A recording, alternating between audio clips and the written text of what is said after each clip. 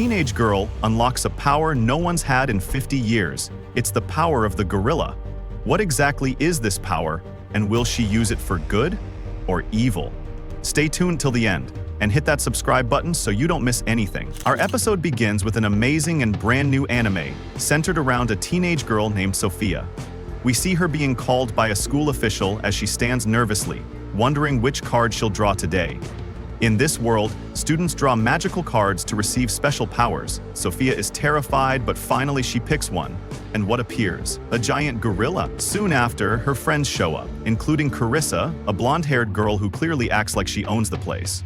With a smug tone, Carissa asks, "So, what kind of skills did you get last night?" Before Sophia can even answer, they leave her behind and walk off. Feeling alone, Sophia heads to the dining hall for lunch. Now, here's some context. This school is called Town Academy, a royal school attended by sons and daughters of nobles and powerful families.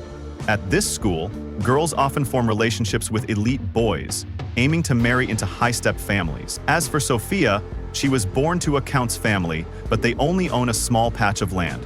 They're nobility, but just barely. Back to the story. We see Sophia doing some really strange things. Breaking stuff accidentally, moving with freakish strength.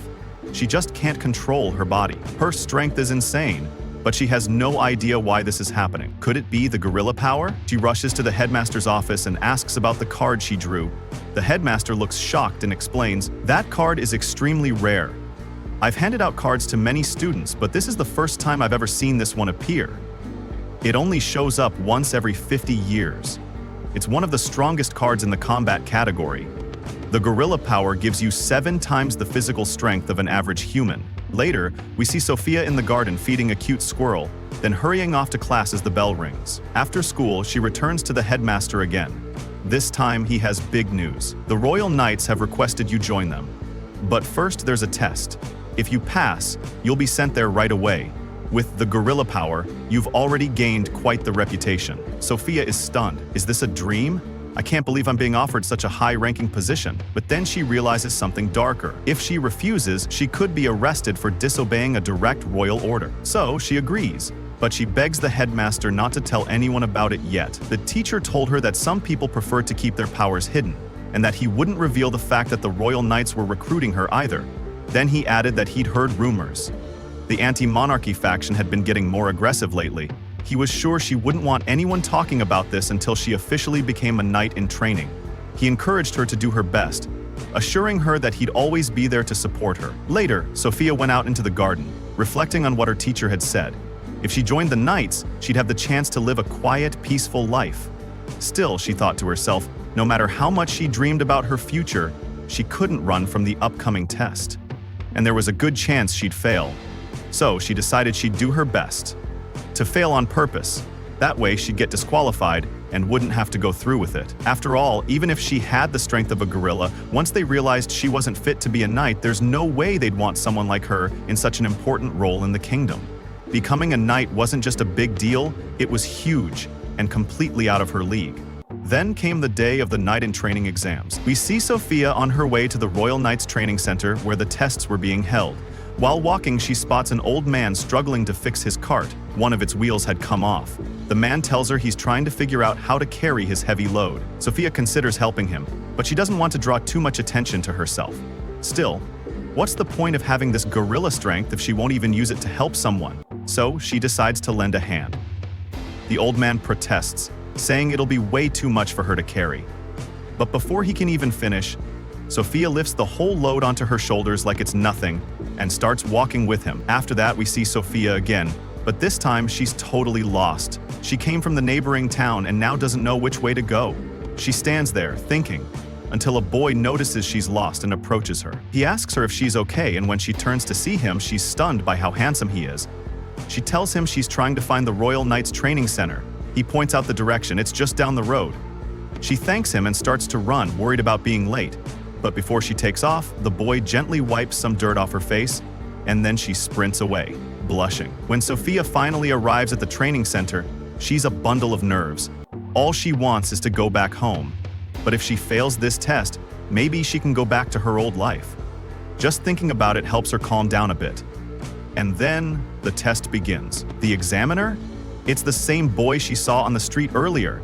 His name is Luce, and he's the youngest person ever considered for the position of Royal Knight. Luce tells the group that the first test will be a 100-meter sprint. When he gives the signal, they're to run from the starting line to the goal. One of the candidates, a confident guy named Isaac Sheehan, steps forward and says he's sure of his speed, so he'll go first. He takes off running at an impressive pace. Seeing this, Sophia panics. With people like Isaac here, how could someone like her possibly stand a chance? Next, it's Sophia's turn. She prepares herself, but the other students start mocking her for the way she's getting into her running stance. Inside, Sophia thinks to herself, it's so embarrassing to run in front of everyone. But if she gets this over with, maybe she can fail and escape. I'll finish this, one way or another. With that thought, she uses her gorilla strength and sprints off. She crashes through the wall at the end of the course. Sophia is stunned, thinking, I really overdid it. But then she feels how light her body is. Just moments ago, she had no idea the gorilla strength could make her run at 40 kilometers per hour. The next part of the training involves sliding down a mountain. They'll be tested on their speed as they descend. The students will climb to the top, and then they'll go down in order of readiness. The climb is tough, and when they see how high up they are, many of the students are scared. The first few students slide down easily, but when Isaac, who has a fear of heights, sees the drop, he hesitates. His friend tries to convince him to go down, but Isaac is still nervous. Sophia, seeing his fear, steps in. I'll go first. You can follow me. I'll catch you if something goes wrong. It's safer than you going alone. Isaac thinks to himself, I'm pathetic making a girl worry about me. He gathers his courage and walks to the edge, asking Sophia, would you like to go down with me? They start descending together, but Isaac is clearly afraid. Sophia reassures him. Don't look down. Suddenly the rope breaks and Isaac starts to fall, but just in time Sophia grabs him and saves him from the fall. However, both of them end up falling for a moment. Luckily, Sophia's strength kicks in and she saves them both. The other students are shocked by Sophia's strength, and Isaac thanks her for saving him. She replies, you were the one who made the effort first. I just saved your life. The instructor then announces that the test isn't over yet. They're moving on to the next challenge. He calls for Sophia to come with him and asks if her arms hurt from the weight she carried. He offers to take her to the infirmary. At the infirmary, the instructor checks her arms and says, your wounds aren't deep. Considering the weight you carried, your arms are really strong. And Isaac, he's impressed by you. As Sophia lies there, she thinks to herself about how handsome the instructor is. She thanks him for helping her. And so the episode ends with the usual anime outro. If you enjoyed the video, don't forget to subscribe and hit the notification bell so you can get all our latest updates. Takumi is summoned to another world by mistake, but he cannot return to his original world. However, in return, he gains incredible skills and decides to live in this new world. So the episode begins with the spirit of a person named Takomi, who finds himself in an unknown place. Suddenly surrounded by light, a woman named Nolan, a sorceress capable of summoning anyone to any location, speaks to him. But she explains that he was accidentally summoned to Midgard along with a group of people. It seems that the summoning, intended to bring others, mistakenly brought him as well. Takumi doesn't understand her at first, so she clarifies that she wanted to summon people randomly from multiple worlds, but the spell she used is very dangerous. The laws of this world are different from those of Earth, and there's a risk of the collapse of Midgard itself. Takumi asks if the others who were summoned are here, and Nolan replies that they are not. The correct targets of the spell should have been safely brought to the Holy Empire of Sidonia. Takumi realizes that it was just an accident, and he asks her to send him back. But Nolan becomes flustered because she can't use the spell again, and besides he no longer has a body to return to. Takumi grows angry, not knowing what to do, and asks her what will happen to him.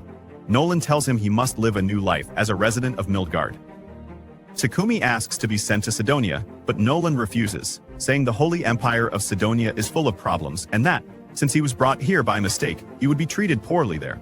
After feeling guilty, Nolan decides to send him to a different land with her magical support as an apology.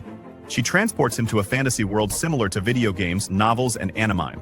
Takumi asks if there are monsters and dragons, and she confirms there are all sorts of things. Here, after looking into Takumi's background, she sees he was an office worker in his world, so she decides to make him a hero and a warrior, as there are no office workers in Midgard. She grants him many skills, like swordsmanship, magic, and knighthood. She tells him that if he exploits the skills he gains from his actions, he will be able to earn a profession, and if he desires a crafting job, she will grant him a useful spell for it along with healing magic for his protection. At the end of their conversation, she sends him to the continent of Asgard. Takumi wakes up in Asgard, confused and disoriented. He stumbles upon a lake and is surprised to find his appearance has improved. He decides to forget about his past and sits down to eat. He finds that he has a stockpile of food and some money. When he checks his skills, he decides to test them and uses water magic, wind-cutting magic, and a stone ball spell. He is overjoyed by how fantastical this world is. He then explores the forest, hoping to find a nearby village. Along the way, he finds a high-quality piece of wood, which he recognizes as useful for making magical staffs and magic tools, as well as for crafting spear poles. Excited, Takomi decides to use his blacksmithing skill to craft a large spear. Then he wonders what other resources this world holds, so he collects many plants. However, his small bag can't carry everything, so he remembers the toolbox he has and stores the items there. Suddenly, he hears a girl scream and sees a huge rabbit chasing her. The girl hides behind him and asks him to save her from the rabbit, as these rabbits in this world eat humans. Takomi, frightened, gathers his strength and strikes the rabbit with the spear, killing it and gaining the warrior skill. So the girl thanks him, introducing herself as Molly. Takomi asks where she is from, and she says she's from the village of Board. She had been gathering medicinal herbs and got lost in the forest. Takomi decides to accompany her back to her village. When they arrive, he opens his toolbox to place the rabbit inside, but is surprised because he didn't want to open it in front of Molly. Meanwhile, in the Holy Empire of Sidonia, 3 people from another world find themselves in a palace, confused about how they arrived. Elizabeth, the first empress of the Holy Empire of Sidonia, appears before them and thanks them for responding to her summoning. So one of the individuals asks where they are, and Elizabeth explains that this is a different world entirely, and they were summoned here to use their powers as heroes to save this world. They don't understand what she's saying, so she promises to explain further later and introduces herself as Empress Elizabeth. Back with Takomi, after arriving at Molly's house, her family thanks him for saving her. He meets her parents, her father Bonga, a hunter, and her mother, Martha. Takomi asks if he can stay in the village for a while, and Bonga agrees, explaining that the land is rich in ingredients for making medicines, and that there's a nearby source of raw materials. Takomi is introduced to Bubin, a blacksmith who knows a lot about mining raw materials. Takomi is welcome to stay. Grateful, Takomi thanks them, and they inform him that there are no available inns in the village, so they will build him a small house. Banga speaks with Takomi, apologizing for the small space, but explaining that it's all they have. But he urges everyone to start working. Takomi begins using his magic to build his house, but soon becomes exhausted as he has drained most of his mana. So Banga approaches him and tells him to leave the next steps to him. Takomi, feeling a sense of accomplishment, thinks to himself that his new life has begun. Thanks to his skills in woodworking, blacksmithing, and carpentry, he was able to create some furniture, and now he can change them as needed. He's happy that he has iron, silver, copper, and magical iron, which he mined with Bubin, and that the magical iron is now saturated with mana. He decides to turn them into ingots, knowing that normally this would require a large furnace, but since this is a fantasy world, he can try something different: alchemy. Alchemy consists of 5 techniques: disassembling, extracting, grinding, creating, and reassembling. Takomi uses earth magic to extract iron ore and transforms it into iron ingots. He's excited and keeps refining them, thinking of all the things he can make from iron and copper. Meanwhile, Molly approaches and finds Takomi collapsed on the ground with everyone gathered around him. Takomi explains that he got carried away and used too much mana, causing him to lose consciousness. So Martha scolds him for overexerting himself, but after taking a healing potion from Banga, Takomi explains that he was able to extract iron, silver, copper, magical iron, and small amounts of lead, tungsten, and tin, which allowed him to craft kitchen tools and other items. His alchemy level has increased significantly. Later, Takomi learns how to craft weapons and says, "This is the finest piece I've made. Once I craft the sheath, it will be complete." He then goes to Banga and asks if he has any raw materials left. Banga confirms that he does, though they are all basic materials. Takomi mentions that he is considering trying to make potions using the medicinal herbs he collected, and Banga agrees, saying that when Takomi completes them, he can sell some to him. Takomi starts experimenting with alchemy, mixing crushed hellcoke herbs with water. As he mixes, the color changes, and he recalls experiments he did as a child. He realizes that the color has changed, and that he can feel mana within the mixture. He wonders if this is because he used water magic to prepare the water. He is eager to learn more potion recipes.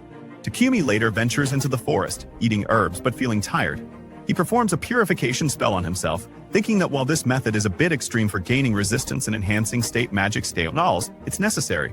Thanks to this, he can now use purification magic. At that moment, a monster approaches Takomi. He gets frightened and tries using magic to fight it, but it doesn't work. He notices the venomous spider behind him, but sees that the spider was injured by the monster. Takomi realizes that his magic isn't affecting the monster, and he must try something else. He casts another spell and finally succeeds in killing the monster. Takumi then goes to help the injured spider, healing it. To his surprise, the spider wants Takumi to tame it. Takumi is amazed and names the spider Maple, and the spider happily accepts its new name. The villagers are amazed by Takumi's victory over the large monster, a boar, and they are scared of the tamed monster. Manga remarks that everyone knows monsters like insects cannot be tamed, but they are glad because they are going to have a feast with the boar's meat. Abanga also mentions that the boar's hide, tusks, and skin remnants can be used to craft leather armor, and if Takumi heads to a city, he can sell the leftover skin at Bolton City. Friend of Banga notes that the village has become brighter thanks to Takomi, though he isn't the type to stay in a small village like this forever. The scene then shifts to Lona, who is pleased with Takomi's progress. Her friend explains that she gave Takumi a special body, but more importantly, she sent him a whole year into the past, before the Holy Empire of Sidonia cast its summoning spell. The episode ends with a teaser for the next one. The narrator invites viewers to like, subscribe, and activate the notification bell to stay updated on future episodes. Our episode today starts with Takumi being super mad at his spider friend Maple. Turns out, she wrapped him up completely in a cocoon while he was sleeping. She apologizes, explaining she was testing how strong her silk was and had no one else to try it on. Meanwhile, Takumi is deep into making potions and working on other projects, barely paying attention to Maple. Well, she feels a bit ignored, so he apologizes and promises to take a break and play with her. She gets so happy she starts dancing with joy. Just then their friend shows up with some food. She walks in on them playing and is totally shocked, thinking something else is going on. Once she realizes what's happening, she picks up some of the silk and says, "Wow, this spider silk is amazing." She decides to make clothes out of it, and the results are stunning. The silk is so luxurious that only nobles can afford to wear it. She asks Takomi if he can make the silk even stretchier, and he agrees to help. But later Takumi notices Maple having a great time, so he decides to keep himself busy too. With so much work to do, he thinks about heading to the city to study alchemy, but he's not sure how to explain his departure to the villagers after living with them for almost a month. Now next we see Takumi visiting the blacksmith, who has crafted him an outfit made on around in steel. The boots are sturdy enough to kick through almost anything. While he's there, Banjo shows up and tells him, if you want to make real money, you should head to the city. There's more demand there, and you can sell tons of stuff and rake in a fortune. This village is too small for big profits. Banjo adds that Takumi doesn't need to worry about travel expenses because a merchant from Bolton will be arriving next week. They've arranged for him to hitch a ride in the merchant's wagon. Takumi is overjoyed and thanks them for their kindness. Later, we see Martha holding some rabbit guts from one of Banjo's hunts. Takumi is surprised and says they need to be thoroughly washed with water and lemon to avoid diseases or parasites. Unfortunately, since they don't have lemon or any cleaning materials, they'll have to throw them out. But Takumi uses his chemical abilities to treat the guts instead. Martha is super grateful, but warns him not to use his powers too openly. She explains, only a few people have skills like yours, and those who do make a living off them. If you start doing things for free, people will get mad at you for ruining their business. Some might even come after you. After that, we learn that Takumi spends a whole week crafting new items, preparing for his upcoming journey. Takumi also built a large wall around the village to protect it from monsters and created a water pump so everyone could have free access to clean water. Later, Babik welcomes Takumi and thanks him for agreeing to travel with him. Before leaving, Takumi gives Banjo a special bottle and says, I've sent 100 of these bottles to your house. And if anything happens in the village, you must distribute them to everyone immediately. The merchant is shocked and asks what the potion is. Takumi explains that it's a primary healing potion. Babik is amazed and can't believe Takumi made it himself. As the villagers gather to say goodbye, Martha gives Takumi a beautiful cloak. They all bid him a warm farewell, and he thanks them sincerely for all they've done for him. Takumi leaves with Babik and his group, feeling sad because he's grown attached to the village and its people. On the way, Babik talks to Takumi, telling him how much the villagers adore him and see him as family. Soon, the group of adventurers traveling with them introduces themselves. They're a C-rank team called Lion's Fang and serve as Babik's personal guards. One of them notices the bag Takumi is clutching tightly and asks what's inside. Takumi casually replies, "Oh, it's my killer spider." As everyone is stunned that he managed to tame such a creature. Rail, one of the adventurers, asks to see it. So when he tries to get close, the spider hits him, as it doesn't like being disturbed while sleeping. Takumi explains that the spider is scared of humans and the outside world but has taken a liking to Boger, another member of the team. Abik then asks Takumi about the potions he made, expressing interest in buying one. And just as they're talking, they sense something nearby. Abak stops the carriage, and they find themselves surrounded by a group of goblins. The adventurers leap into action, asking Takumi to stay put. They make quick work of the goblins, gathering their magical stones before continuing their journey. When they finally reach Bolton, the capital of Barcola, Takomi is amazed by everything in the big city. It's his first visit to such a place. He accompanies Lion's Fang to the Adventurers Guild, where they report the success of their escort mission. Takumi decides to register himself at the guild to stay in the city, and even registers his spider, Maple, as his pet. Next, Takumi heads to the Alchemists Guild, only to find out there isn't one in Bolton. Instead, most people use the Adventurers Guild for identification purposes. He decides to remain at the lowest rank, as it only requires him to complete one simple mission a month to maintain his status. Afterward, Takumi visits Babak's company. In Babak's office, Takumi delivers the potions he had promised, surprising Babak with their high quality and effectiveness. Babak is thoroughly impressed and begins planning ways to work with Takumi in the future. Babak then asks Takumi about pricing: 10 silver coins for each healing and stamina potion, and 50 silver coins for each mana potion. Takumi quickly does the math in his head and realizes he could make a fortune. He's shocked by the potential earnings, but Babak apologizes, explaining that the prices are lower because Takumi hasn't built a reputation for himself yet. Takumi can't help but wonder why Babak is helping him so much. Does he have a hidden motive? However, Babak doesn't seem like the type to deceive others. Babak shifts the conversation to Takomi's living arrangements. He suggests that if Takomi wants to work as a producer, he should live in a house with a workshop. Takumi declines, explaining that he's only just arrived in the city and doesn't have the savings to buy a house. Babak then offers another solution: renting a place. He assures Takumi that his company can recommend a suitable home. Babak calls for his assistant, Thomas, and asks him to take Takumi to the house they had discussed earlier. When they arrive, Takumi is amazed by the beauty of the house. It's spacious, functional, and perfect for his needs. Takumi can't believe such a place is being offered to him. Thomas tells Takumi the rent is 1 gold coin and 50 silver coins per month. Takumi thinks to himself, "That's so cheap. It seems I can even use the storage room as a workshop. I'll be able to cover the rent easily with the money I'll earn from the potion deal." Turning to Maple, Takumi says, "This is our new home." Thomas asks him if he likes the house. Takumi replies, "It's beautiful, I'll take it." Thomas assures him that everything will be arranged so he can move in tomorrow. Before leaving, Takumi asks a question that's been on his mind since he arrived in the city. Thomas explains, "It's the smell of the sewers. Nobles use magical purification tools to treat the waste from their estates, but those aren't used for the city's main sewers. Occasionally, priests are hired to purify them, but the process isn't consistent. To get more purification tools, we'd have to excavate them from ancient ruins or dungeons." The next day, Takumi and Maple move into their new home. Takumi begins fixing the exterior walls. He mixes mortar with clay he bought from Babak's company, using magic to mold it. Once it dries, he enhances it with heat manipulation magic, shortening the drying time with spatial temporal magic, and stabilizes its condition with alchemy. Exhausted from using so much mana, Takumi is thrilled when the repair turns out perfectly. Suddenly, Takumi hears someone shouting. He finds that Maple has wrapped Babak in her silk. Frustrated, Takumi scolds her, saying only kids enjoy pranks like this. However, Babak, looking very relaxed, says, "This silk is so comfortable it's making me want to take a nice nap." Takumi apologizes, but Babak laughs it off, saying it was a bit surprising, but no harm done. As Babak heads to the restroom, he comes out moments later, yelling, "What is this?" Takumi responds, "I installed a magical purification tool. After you're done, it disintegrates the waste." So Babak, amazed, asks, "Can you make 100 more of these?" Takumi replies, "It should be possible as long as I have the materials." Babak is overjoyed, saying, "You'll need extra hands for this. I suggest contracting a servant. Given your talents and preferences, a servant bound by a secrecy contract through magic would be ideal. They could help manage your workshop and protect you." The Babak continues, "You seem to have an affinity for light magic, which makes you a chosen one, according to the Church of Light that leads the Holy Empire of Sidonia. They recruit anyone with an affinity for light magic and profit from exploiting their healing abilities. I doubt they'd ignore the purification magic you've incorporated into this restroom. I have some ideas about how to gain support for this project, but we'll need to ensure that no one finds out who's behind it." So Babak insists, "It's wise to make a contract with a servant." Takumi firmly responds, "Hold on. I'm against the use of slaves. I don't feel the term is acceptable. If it means contracting with a slave, I'd rather handle everything myself."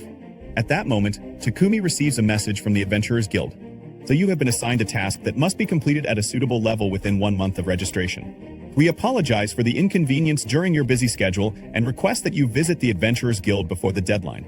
The Babak offers to accompany him, saying Mulan Company is the most reliable slave trading firm in Bolton. Reluctantly, Takumi follows Babak but waits outside the company while Babak steps in to handle his business. Takumi wanders into the garden nearby and is captivated by its beauty. There he encounters a stunning young woman who catches his eye. She glances at him and unexpectedly says, "Go home." Takumi is left puzzled and intrigued by her abrupt words. And so, today's episode of this anime comes to an end. Stay tuned for the next episodes. If you enjoyed this video, don't forget to like, subscribe, and hit the notification bell to stay updated with all the latest content. Our episode today begins with Takomi at the slave market, looking to purchase someone to assist with his work. To that moment, he spots a beautiful girl and is captivated by her looks. However, she tells him, "Go back home, kid. I don't even know how you got in here. This isn't a place for children like you." And meanwhile, we see Milan, the owner of the trade company. She welcomes them and is introduced to Takomi by Bibik, who explains that Takumi is looking for a servant to help him with his tasks. But Takumi seems hesitant, which surprises Mulan. She asks, "Why is that?" Takumi then explains, "In my homeland, where I was born, signing a contract to own a servant is against our customs, and I honestly don't understand much about it." Mulan takes the time to explain things to him. She tells him, "Here in the kingdom of Barkala, there are certain rules you need to know. When signing a contract with a servant, the owner is required to respect the servant's basic rights, provide food, clothing, and shelter. Neither party is allowed to harm the other in a way that threatens their life. Forcing a servant to do tasks that aren't listed in the contract is strictly prohibited. And, according to Clause 3, a servant is not allowed to share financial information with others." Afterwards, she goes on to explain the common types of contracts. Some people become servants due to debt, regardless of the reason, and they enter into a binding contract until the debt is repaid. Criminals can also choose servitude as a means to secure a way to earn a living. Traditionally, war refugees may accept contracts to secure a place to stay. There are also illegal cases where people are forced into servitude by bandits or raiders. Babek then speaks up, telling her, "Takumi is a hardworking, skilled individual with talents that others can't easily replicate. So he's looking for someone to help him with everything, including tasks from the Adventurers Guild. Ideally, this person would manage his personal affairs at home, assist him in getting to the guild, and even fight alongside him." Takumi sums it up, saying, "I need someone to manage the mansion, fight, and serve as a personal bodyguard." So Milan responds, "That sounds like you're looking for two servants, not just one." Just then, the first candidate enters and introduces herself. Her name is Maria. She tells them she was kidnapped by bandits as a young girl and has no family. She's been trained in reading, writing, accounting, and general household work. Takumi decides to be honest with her and explains, "The mansion has a living room, dining room, and kitchen on the first floor, and on the second floor, there are 4 rooms and a bathroom. Will it be too much for you to handle alone?" Maria replies confidently, "I should be able to manage that amount of work by myself, God willing." Takumi is delighted and tells Maria that she's truly cheerful and funny, and she'll be able to handle a lot of tasks for him. However, Maria gets angry, her face turning red. Clearly, there's been a misunderstanding. She firmly tells him, "I can only handle general household duties. I'm not going to touch you or sleep with you." Takumi is shocked and quickly clarifies, "That's not what I meant. I'm a Muslim, and such things are only permissible after marriage." So with that misunderstanding cleared up, they proceed to sign the contract. Mulan instructs Maria to return to her room and pack her belongings. Takumi then mentions that he wants to see the girl he encountered earlier when he first entered. He explains that his intuition tells him she might have great strength. They eventually meet her, and we learn her name is Sophia. She was captured during a war almost 50 years ago. Sophia is from the ancient kingdom of Ugar, and for various reasons, she hasn't formed a contract with anyone. Some of these reasons include a large scar on her left ear, partial paralysis in her right hand and leg, and a sealed racial and phantom magic unique to elves. Although these impairments don't significantly hinder her daily life, they make her unsuitable as a primary fighter. Takumi, however, insists on speaking with her privately. After Mulan leaves, he introduces himself to Sophia, then approaches her and gently holds her face to examine her more closely. And using his special glasses, he discovers surprising details about her condition. He realizes that if he can treat her ailments and break the seal on her magic, she could become an incredibly valuable fighter. Mulan re-enters the room, skeptical, and tells Takumi she won't be of any use to you. Takumi confidently replies, "I'll fix these issues. I'm capable of doing that. Perhaps a djinn has possessed her, and I'll exorcise it and break the magic seal." That's when Sophia will be reborn, reclaiming the ability she hasn't been able to use for over 50 years. Takomi is entrusted with Sophia's care. He speaks with her, asking her to be honest about whether she finds him unbearable. Sophia replies firmly, "There's no need to concern yourself with the wishes of a servant." They continue their conversation as Mulan enters, informing them that everything is ready and the paperwork is finalized. At that moment, Maria joins them to express her gratitude to Takomi. She's overjoyed that he is contracting with Sophia too. The time comes to use magic as proof of the contract. The ritual begins, and the magic is invoked to seal the agreement. After completing the process, Maria and Sophia thank Takumi sincerely, promising to work hard so he'll keep them for many years to come. The next morning, Maria and Sophia arrive at Takumi's home to begin living with him. Though they're shocked to find a beast with him. Takumi reassures them, "This is my pet. His name is Maple," but then takes them on a tour of the mansion, showing them their rooms. The mansion has many rooms, so each of them gets one of their own. So he encourages them to unpack and settle in. Takomi also mentions a large bathroom equipped with a magical tool that keeps it perpetually clean. So Maria and Sophia head off to take a bath. While bathing, Maria confides in Sophia, "I was so worried that Mulan wouldn't let me go. She's never approved of anyone leaving with a customer, no matter how much they've paid." Sophia responds, "I caught a glimpse of the contract Mulan prepared. Most of the master's details were left blank, even his birthplace and lineage. As if he's hiding that much, there must be some special circumstances, or sharing certain information might cause trouble for him. I wonder what he's thinking." So later it's time for dinner. Maria and Sophia join Takomi at the dining table. Maria feels disappointed when she sees the meal, saying she had wanted to prepare dinner herself. Takomi reassures her, "This is your first day here. Starting tomorrow, you'll handle everything." Sophia then asks, "Will you let us sit with you during meals?" Takomi responds, "I don't want to do everything separately just because you're my servants. I want to share everything with you." He also requests, "Please don't call me master, just call me by my name." They all sit together and enjoy their meal. The next morning, Takomi visits Babik's company to collect the items he had requested. Babik hands them over, explaining that they've been securely packaged and advising Takomi to handle them with care. On his way back home, Takomi notices a church and decides to step inside. There he finds a statue of Nolan and offers his thanks, reflecting on what she has done for him. He recalls hearing that the Holy Empire of Sidonia governs this land. Takomi recalls hearing that the Holy Empire of Sidonia imposes control over certain religions. He reflects, "This isn't right. The only true faith we should follow is Islam." At that moment, Nolan, the jinn, appears before him, leaving Takomi stunned. She greets him warmly and explains that she has come to clarify a few things. She assures him she has no direct connection to any religion, but acknowledges that Islam is the path to follow.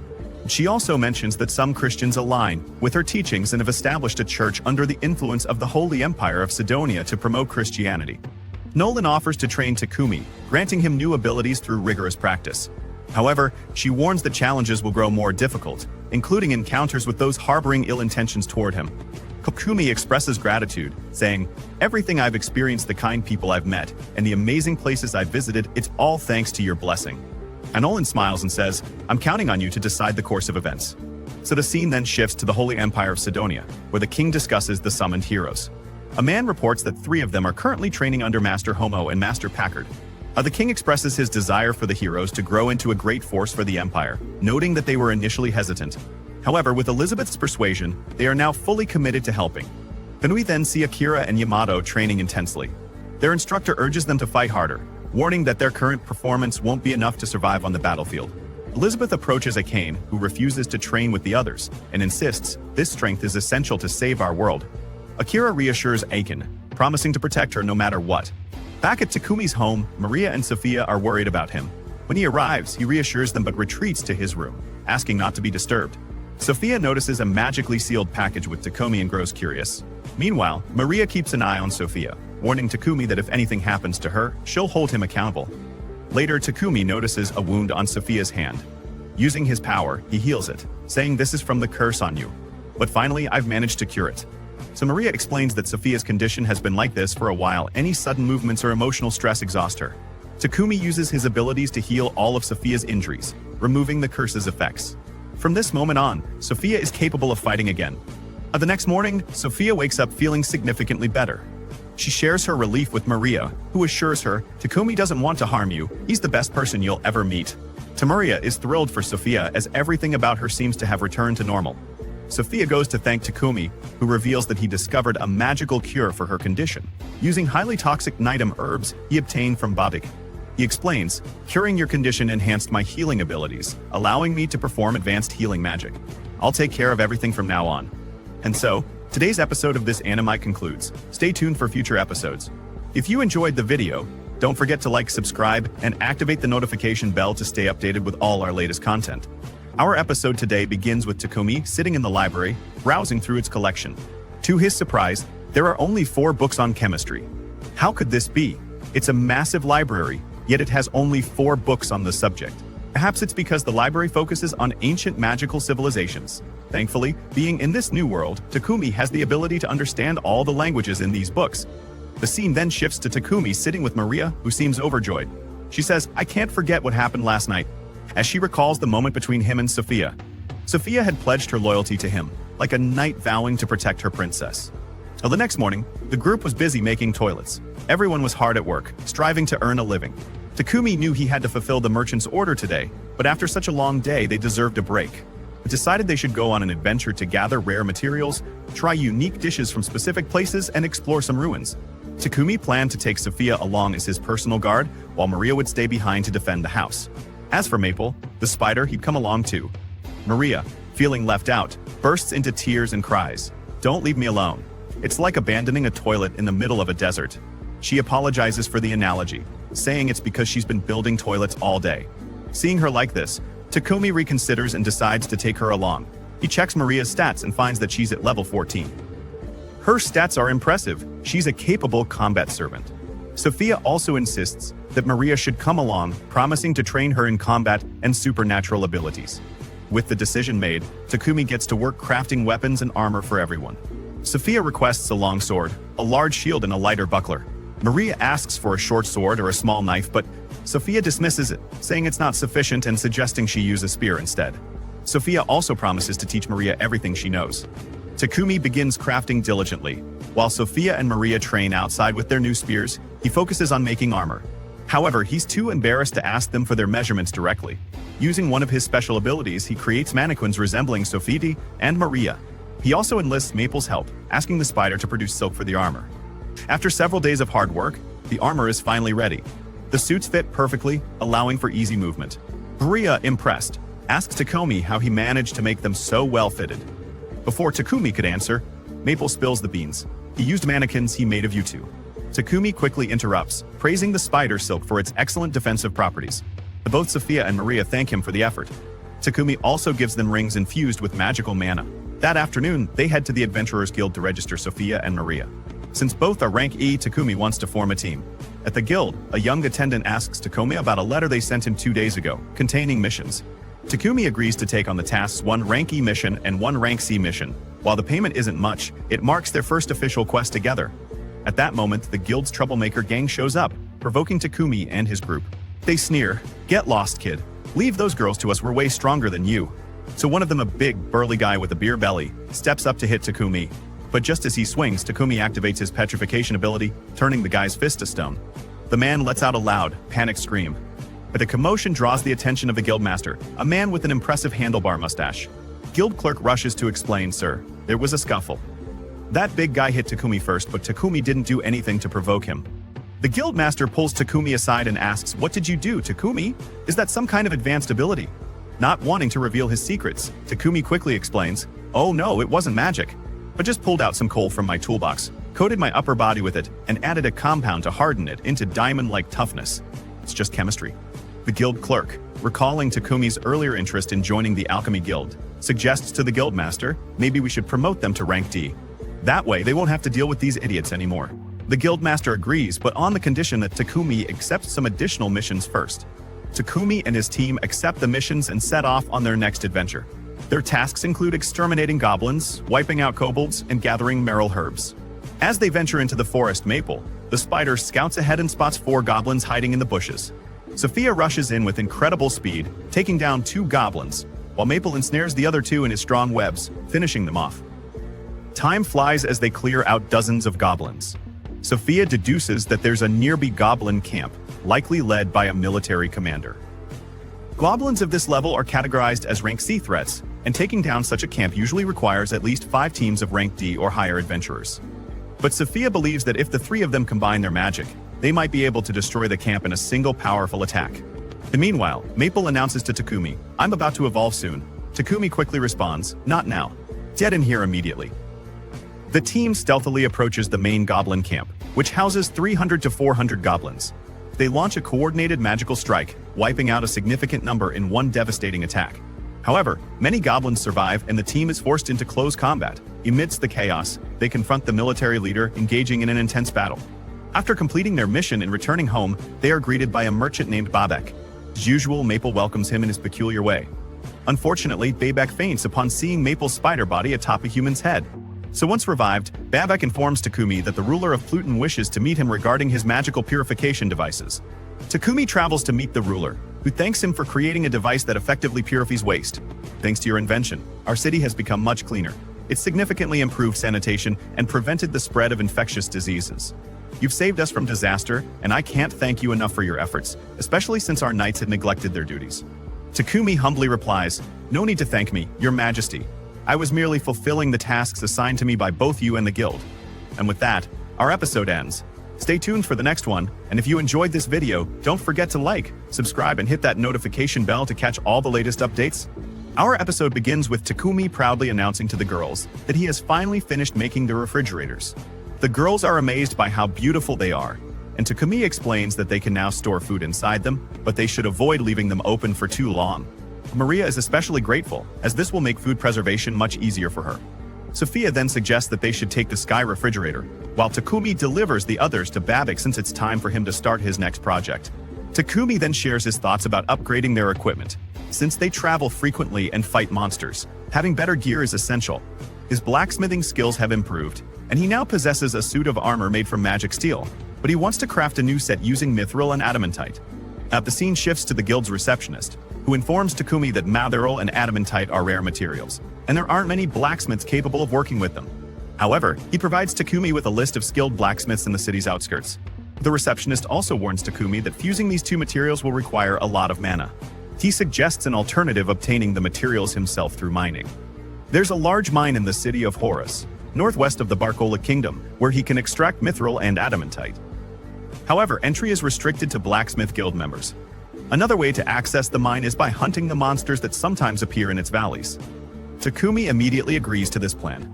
Suddenly, the guild master appears and mentions that Bolton has recently faced a shortage of Trent wood, so most adventurers have been busy hunting black buffalo, leaving fewer people to collect the wood, which has slowed its availability.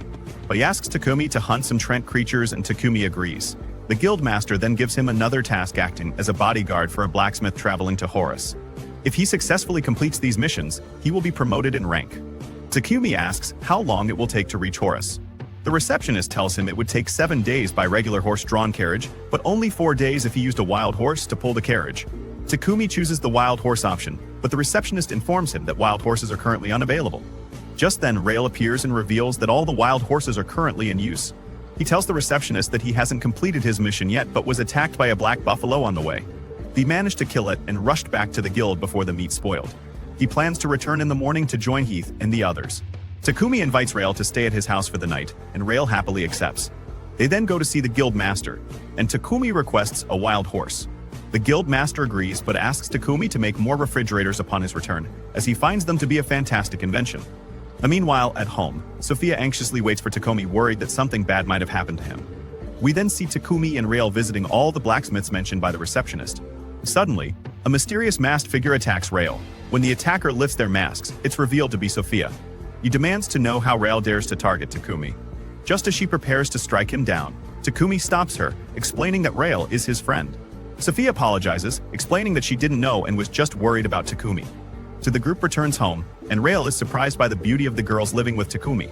It jokingly suggests that they all move in with him instead, but everyone refuses, preferring to stay with Takumi. After taking a bath, Rail and the others discuss their upcoming journey, which is set to begin in 3 days. So once Rail finishes his bath, he bids farewell to Takumi and the others and leaves. The next morning, Takumi works on refining his large sword. Using his magic, he channels a significant amount of mana and transforms the massive sword into 2 smaller swords, planning to give one to Sophia. And later, Babak arrives with the carriage. Takumi climbs aboard and meets the blacksmith who will be traveling with him, introducing himself. The blacksmith introduces himself as Dogombo. As they set off, a message arrives at the guild, informing the guild master that the monsters in the Forest of Death have become more active and ferocious. Takumi reassures them not to worry, he will protect everyone. The scene then shifts to the Holy Empire of Sidonia, months after Takumi's departure. We see the knights training with their swords as a crowd watches them. Back with Takomi and his friends, he explains that he has created a barrier to proscribe the blacksmith and the guild master from monsters. Then, he and the girls head out to hunt Trent trees. Sophia warns them that Trent trees look almost identical to regular trees. As they begin their attack, they successfully cut down one of the Trent trees. Suddenly, they find themselves surrounded by Trent trees from all directions. Realizing that brute force alone won't be enough, they decide to use magic. The group unleashes their spells, cutting down the trees. However, to their shock, the trees regenerate instantly. Thinking quickly, Takumi coats his sword in flames using his magic. He targets the ancient Trent tree, slashing through it and stabbing it in the face, successfully killing it. As the tree falls, a strange apple drops from it. Sophia tells him that this apple is incredibly rare, so rare that even eating one is considered a luxury. They decide to take the apples back home. So the next morning, they arrive in Horus and head to the guild to learn more about the monsters inhabiting the mine's valley. Dogumbo warns them that these creatures are among the worst kinds of monsters, but if they defeat them, they will gain access to the mine. As they reach the mine, the ground suddenly trembles beneath them, and a monstrous creature emerges. Team prepares for battle. Takumi uses his magic to illuminate the area, easily defeating the monster. He explains that these creatures thrive in complete darkness. If exposed to light, they become helpless. And everyone is astonished by how effortlessly Takumi defeated them. With the threat eliminated, they successfully extract a large amount of raw materials and return safely to Bolton. Takumi then visits Dogumbo's workshop and asks him to teach him the basics of mithril and adamantite alloy crafting. Dogumbo explains that he combines mithril ore with magic steel salamander stones and ground magic stones. Takumi follows his instructions and spends countless hours hammering away, working tirelessly through days and nights. The process is far from simple. Eventually, he presents Sophia with a spear called the Hurricane Spear and gives Maria another spear named the Explosion Spear. Both girls are thrilled with their new weapons. Sophia, deeply moved, tells Takumi that she would willingly sacrifice her life for him if he were ever in danger. She then requests an extremely strong shield, and Takumi agrees. Meanwhile, a girl named Nolan observes Takumi and notices two mysterious figures with weapons. She senses that Takumi is in danger. A year passes, and the scene shifts back to the Sidonia Empire. We see Akira and Yamato standing as warriors, as the king tells them that he is counting on them for the nation's safety. Back with Takomi, he sits, utterly exhausted. Sophia watches him in silence, thinking to herself, I was the one who asked this of Takomi, and now the burden on him keeps growing. So if only he had an assistant to help him in his workshop.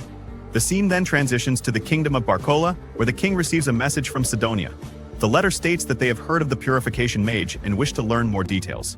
So messenger is expected to arrive in a few days.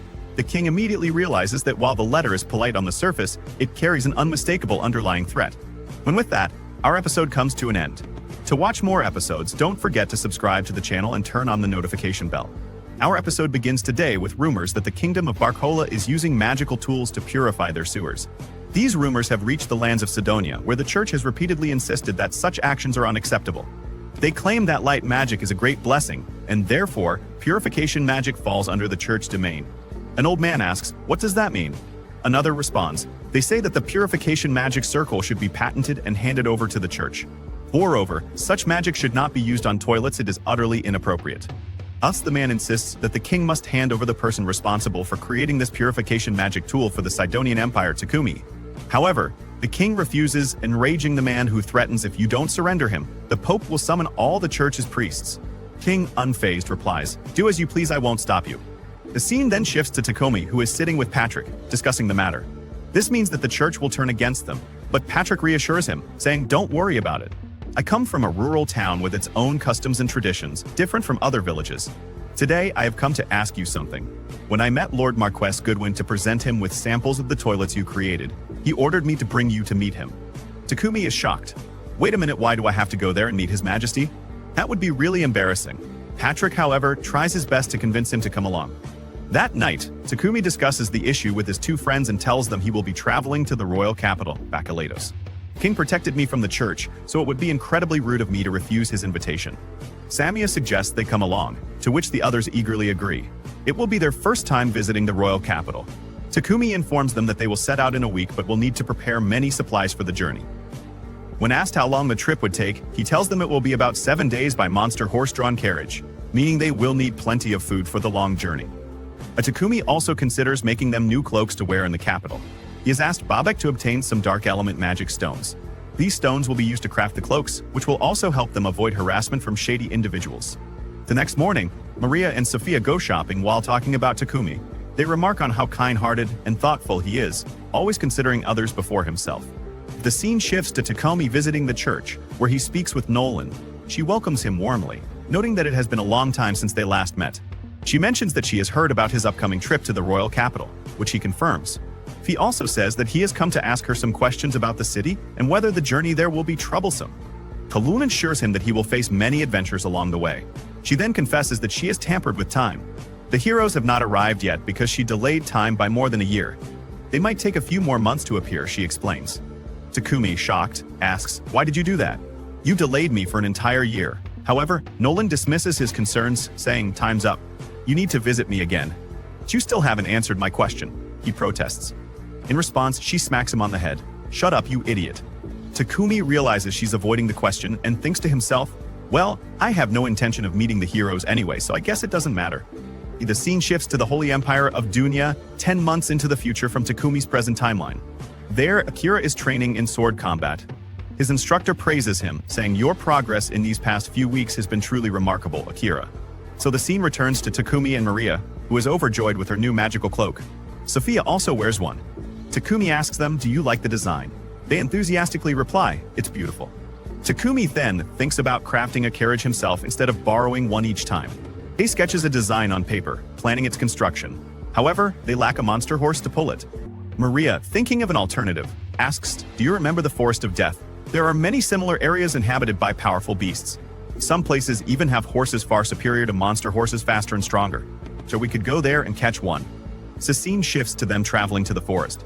Takumi wonders, are drake horses really much faster than monster horses? Sophia answers, yes, they are extremely agile and powerful. The main difference between them and other horses is their single horn, which sets them apart. Their bodies are also covered in scales, like dragons. At that moment they encounter Kaide, who has arrived ahead of them, brimming with excitement. Suddenly, a wolf passes by them without attacking. They are all surprised, but Takumi reassures them, no need to be shocked, it's thanks to the magical cloaks I made. They conceal our presence. However, Sophia has a different idea. She wants to remove her cloak so she can train and fight the beasts herself. They may have to remove their cloaks and fight, in order to train. Indeed, everyone begins their training, with Sophia slaying a beast. Takumi then dries the meat and adds it to their supplies. Soon they come across a fallen tree and decide to take its wood to craft their carriage. Sophia helps Takumi gather the wood while Kaide explores the surrounding areas, knowing that many tree monsters inhabit the land. Suddenly she finds an injured horse lying on the ground covered in wounds. As she approaches, the horse assumes she means to harm it and kicks her with great force. Kaide quickly reassures it, saying, I have a strong master who can help you. However, before she can say more, she spots a swarm of large insects approaching. Kaide attacks some of them and then weaves a large web barrier to protect the horse. The insects leap onto the web, tearing through it with their sharp teeth. Kaide tries to contact her master, but he doesn't respond. She grows anxious, fearing that Takumi and the girls might have already left after collecting the wood. Despite her fear, she continues to call out for him, her voice filled with desperation. Just then, she sees Takomi standing before her.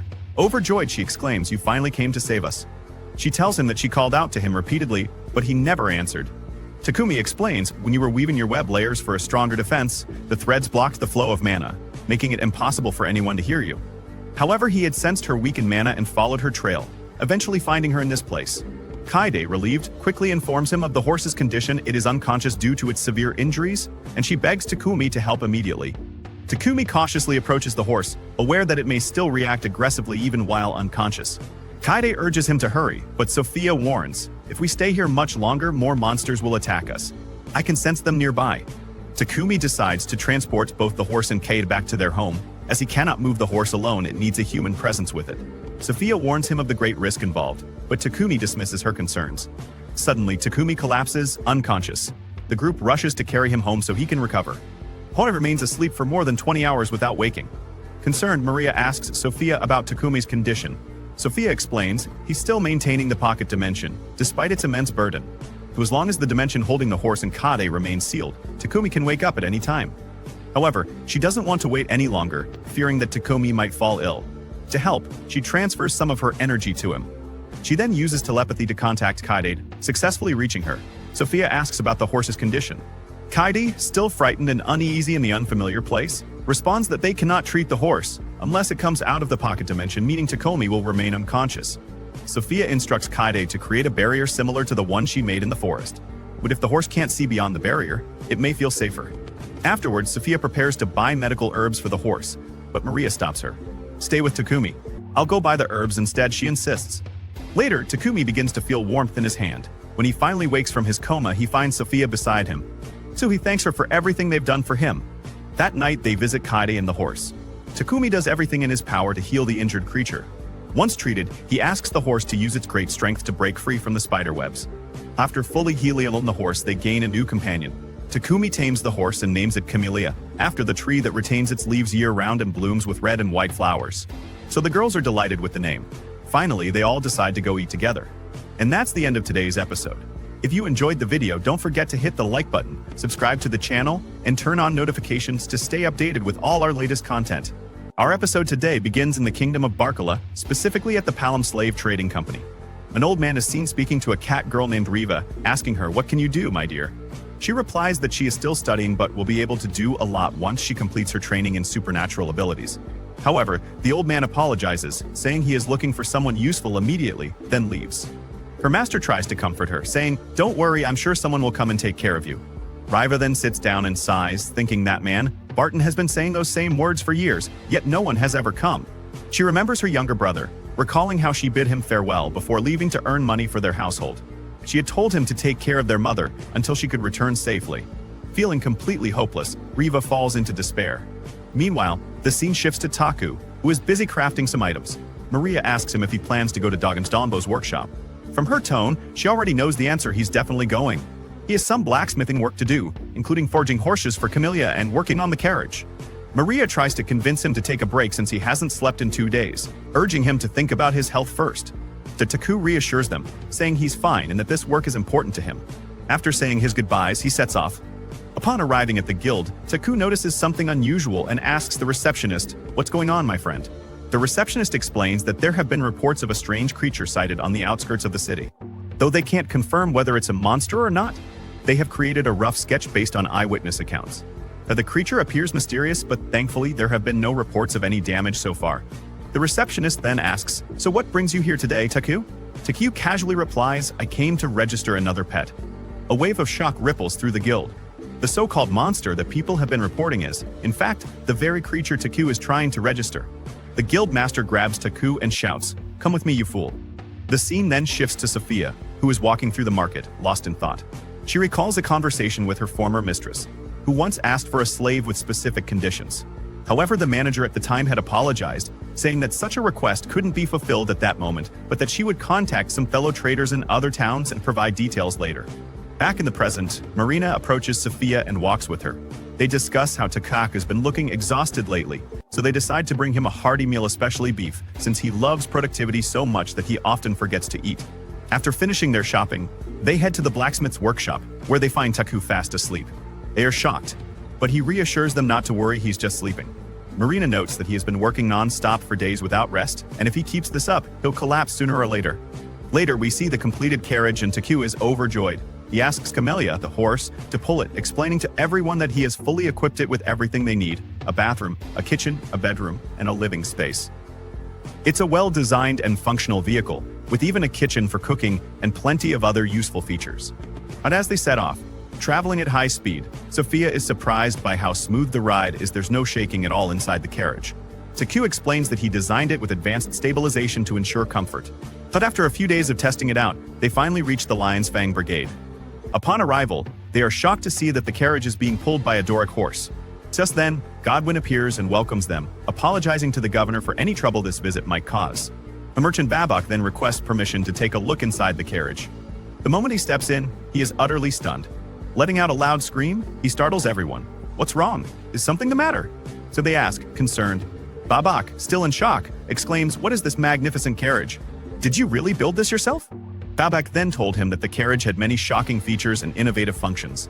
If Takomi didn't mind, he wanted to hear all the details immediately, of course. He wouldn't ask for it for free. He was willing to pay the appropriate reward and fees. However, the governor instructed him to calm down, as he was overwhelming Takumi. Babak took a deep breath and then admitted, "Regardless, this carriage is truly remarkable." Takumi thanked him, and the governor agreed, saying, "It really is impressive.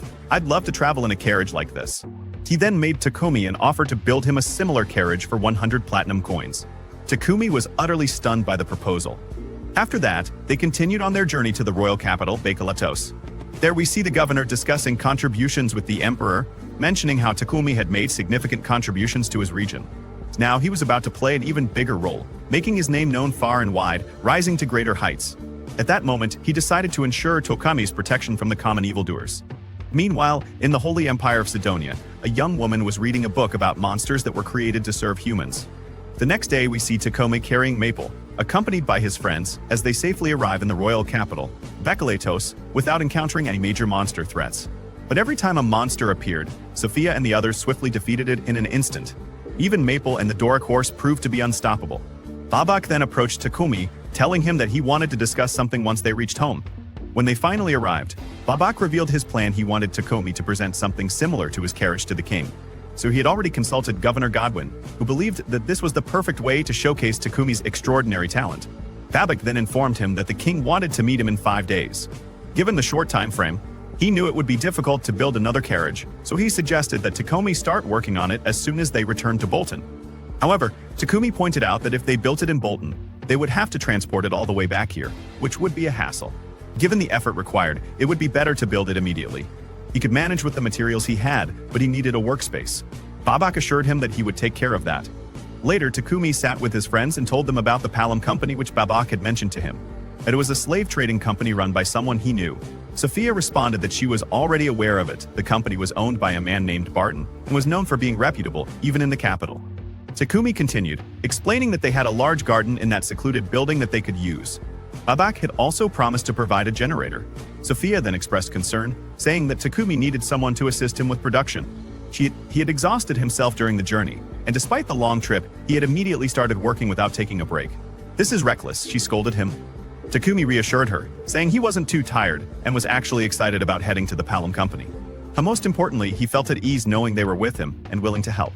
Sophia then declared that while she might not be able to assist with alchemy, she was committed to dedicating her life to protecting his. "I promise to handle any external threats," she vowed. Maria interrupted, insisting, "I'll take care of the household chores. Over my dead body, will anyone else do them?" Takomi smiled and thanked them for their support. The next morning, Takomi headed to Palom, where he met with the manager and inquired about hiring someone. He was considering expanding his team and needed someone to assist him with alchemy. The manager responded that he had already heard about Takomi using alchemy to craft a carriage out of mithril and adamantite. Therefore, he would need someone with magical abilities. Meanwhile, we shift to Sophia and Maria. Maria asked Sophia about Maple. Noting that she hadn't been around, she had been with Camellia just a while ago. Maria then mentioned that Maple wanted to explore the company's buildings, but she was worried that something might have happened to her. Concerned, Sophia decided to go after her. When she finally found her, Maple was lying on the ground alongside a young girl who was screaming loudly. Maple tried to calm the girl down, but Sophia stepped in demanding, "What are you doing here?" She then helped them both up from the ground. Sophia then talks to Riva while holding the book, saying, "It looks like an old book." Riva replies, "Yes, it's a book from the library. There are many unwanted books about magic here. This one is an encyclopedia on the basics of alchemy in Arnold's style. Alchemy circles are quite old-fashioned, and this book is the best way to learn the fundamentals of analysis and synthesis." Then, Takomi appears and speaks to Sophia, saying, "I was just thinking about summoning you. I was on my way to meet a candidate, but I wonder if you'd like to accompany me." So the scene then shifts to the king introducing Riva to Takomi, mentioning that he works as a producer in Bolton. Takomi then explains, "I go on adventures in addition to my work as a producer, but I mainly do this to maintain my status. I'll primarily use magic for production. I'd be happy if you have some knowledge or interest in alchemy." Sophia responds, "I've been studying and learning various things on my own here, including a book on alchemy." Takomi and Riva both react. "The Encyclopedia of Alchemy Fundamentals in Arnold's style?" Riva adds, "Aaron's book is generally considered a fundamental alchemy text, but I believe it's derived from Arnold's methods. Still, we shouldn't forget the foundational principles." Takomi then hands Riva a piece of paper, saying, "You can understand the purpose of the alchemy circle from this." Riva takes the paper and sees that it describes the reconstruction of a heat-based material with structural modifications. It resembles the alchemical lollipop circle, but something is different. "I need to do my best to figure it out, or I'll be rejected again." She starts crying and says, "I don't know, in my homeland we don't use whipped cream. We use honey candy, I'll be rejected again." Takomi tells her, "I'd like to have you join us on our adventure to help us." Riva replies, "I don't understand your alchemy circle. It's different from the lollipop-based one I know, but I'll do my best." The king then finalizes the contract between them. Takomi turns to Sophia and says, "Are you okay with a daily wage and potential raises based on your abilities?" Sophia responds, "I want all my wages sent to my home. The village I come from is very poor. I left my family with little money after becoming a civil slave. I don't want my little brother to live in poverty. I want him to go to school and make life easier for my mother." Takomi replies, "If we send all the money, you'll remain a slave forever." Sophia says she will learn more techniques, including alchemy, under your guidance. She'll be able to earn her own living one day. Serving under her master, she has entered a lifelong contract. The scene shifts to Takumi's friends welcoming Sophia. They are all very happy to have her join them. Next, we move to the Holy Empire of Sidonia. A man tells the king the stance of the kingdom of Barcola remains unchanged. We have sent them 3 official letters, and they insisted on rejection as if they were copying the same response. The king replies, we must teach them a lesson, even if we have to use some force. And then, a young woman steps forward and says, it won't be long before our nation summons heroes. So I believe we should avoid any reckless actions in the coming months. This is the perfect time to strengthen faith. We will simply spread news about someone disrespecting the church.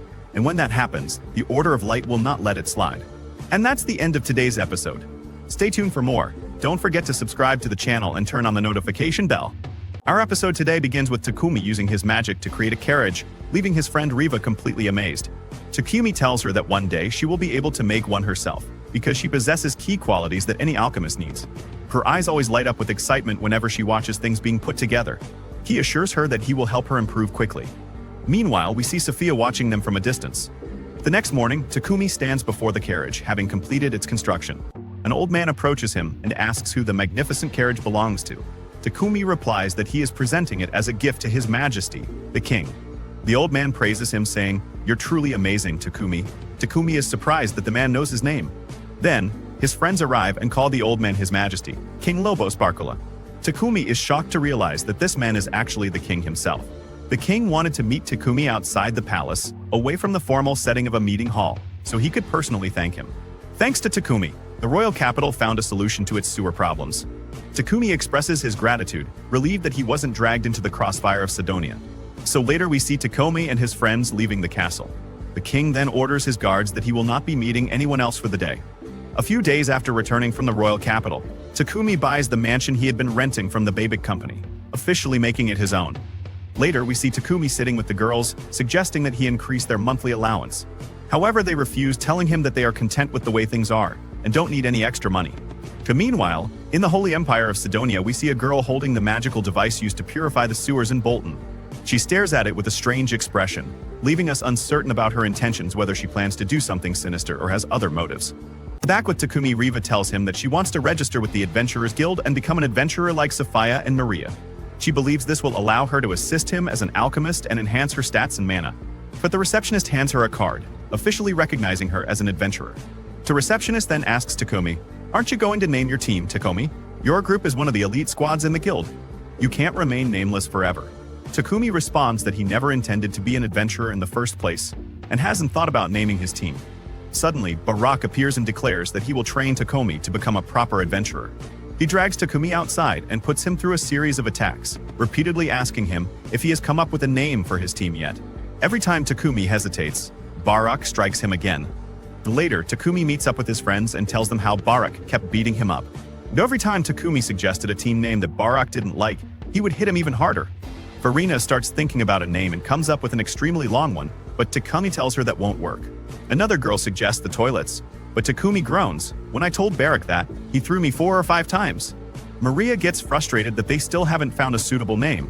She even compares herself to a useless toilet, saying she has no value except for, well, you know. Takomi calms her down, saying, "Relax, Maria. Barak told me to completely erase toilets from my mind. The name needs to be strong." He then turns to Sophia and asks if she has any ideas. Sophia, however, is fuming. "How dare that man do all that to you, Takomi?" Her anger keeps rising, and she declares, "I'm gonna teach him a painful lesson." But Takomi quickly tries to calm her down. She looks ready to take on the massive Barak herself.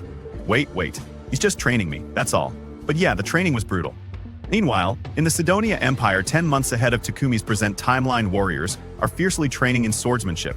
Yamato, a skilled fighter, is studying tactics and strikes. He wants to grow even stronger. He turns to his friend and asks if she's worried about the maid who's been with them, as she always seems to be watching from afar. The friend shrugs it off and leaves. Later, alone at home, she starts pondering the history of humans, elves, and other races, reflecting on the wars that once tore them apart. She wonders about their country's role. The church summoned us here, but we have no idea what they truly want from us. They claim it's for world peace, but what are they really planning? Maybe the truth will come out eventually. Back with Takomi, he is speaking with Riva, the new alchemist girl, and hands her a ring. So this is for activating spells. He then gives her a staff, no ordinary staff, but one wrapped in a rare mithril alloy. We need to equip you properly so we can take on powerful enemies. Riva is beyond grateful for the weapons. Just then, Kite appears, furious about something. Before she can explode, Takomi hands her a weapon. Her anger vanishes instantly, and she beams with happiness. "I knew you'd need one," Takomi tells her. "This weapon is perfect for you and your thread-controlling abilities." He even asked Riva for help in crafting it. Kaede thanks them both deeply. Later, Takumi resumes training and Barack Obama puts him through sheer hell. Sui slams Takumi into the ground over and over. Takumi thinks to himself, at this rate, Sophia's gonna lose it and start a fight with this guy. But surprisingly, she doesn't. Instead, she calmly tells him, Takumi, your defense is full of weak spots. It's seriously bad.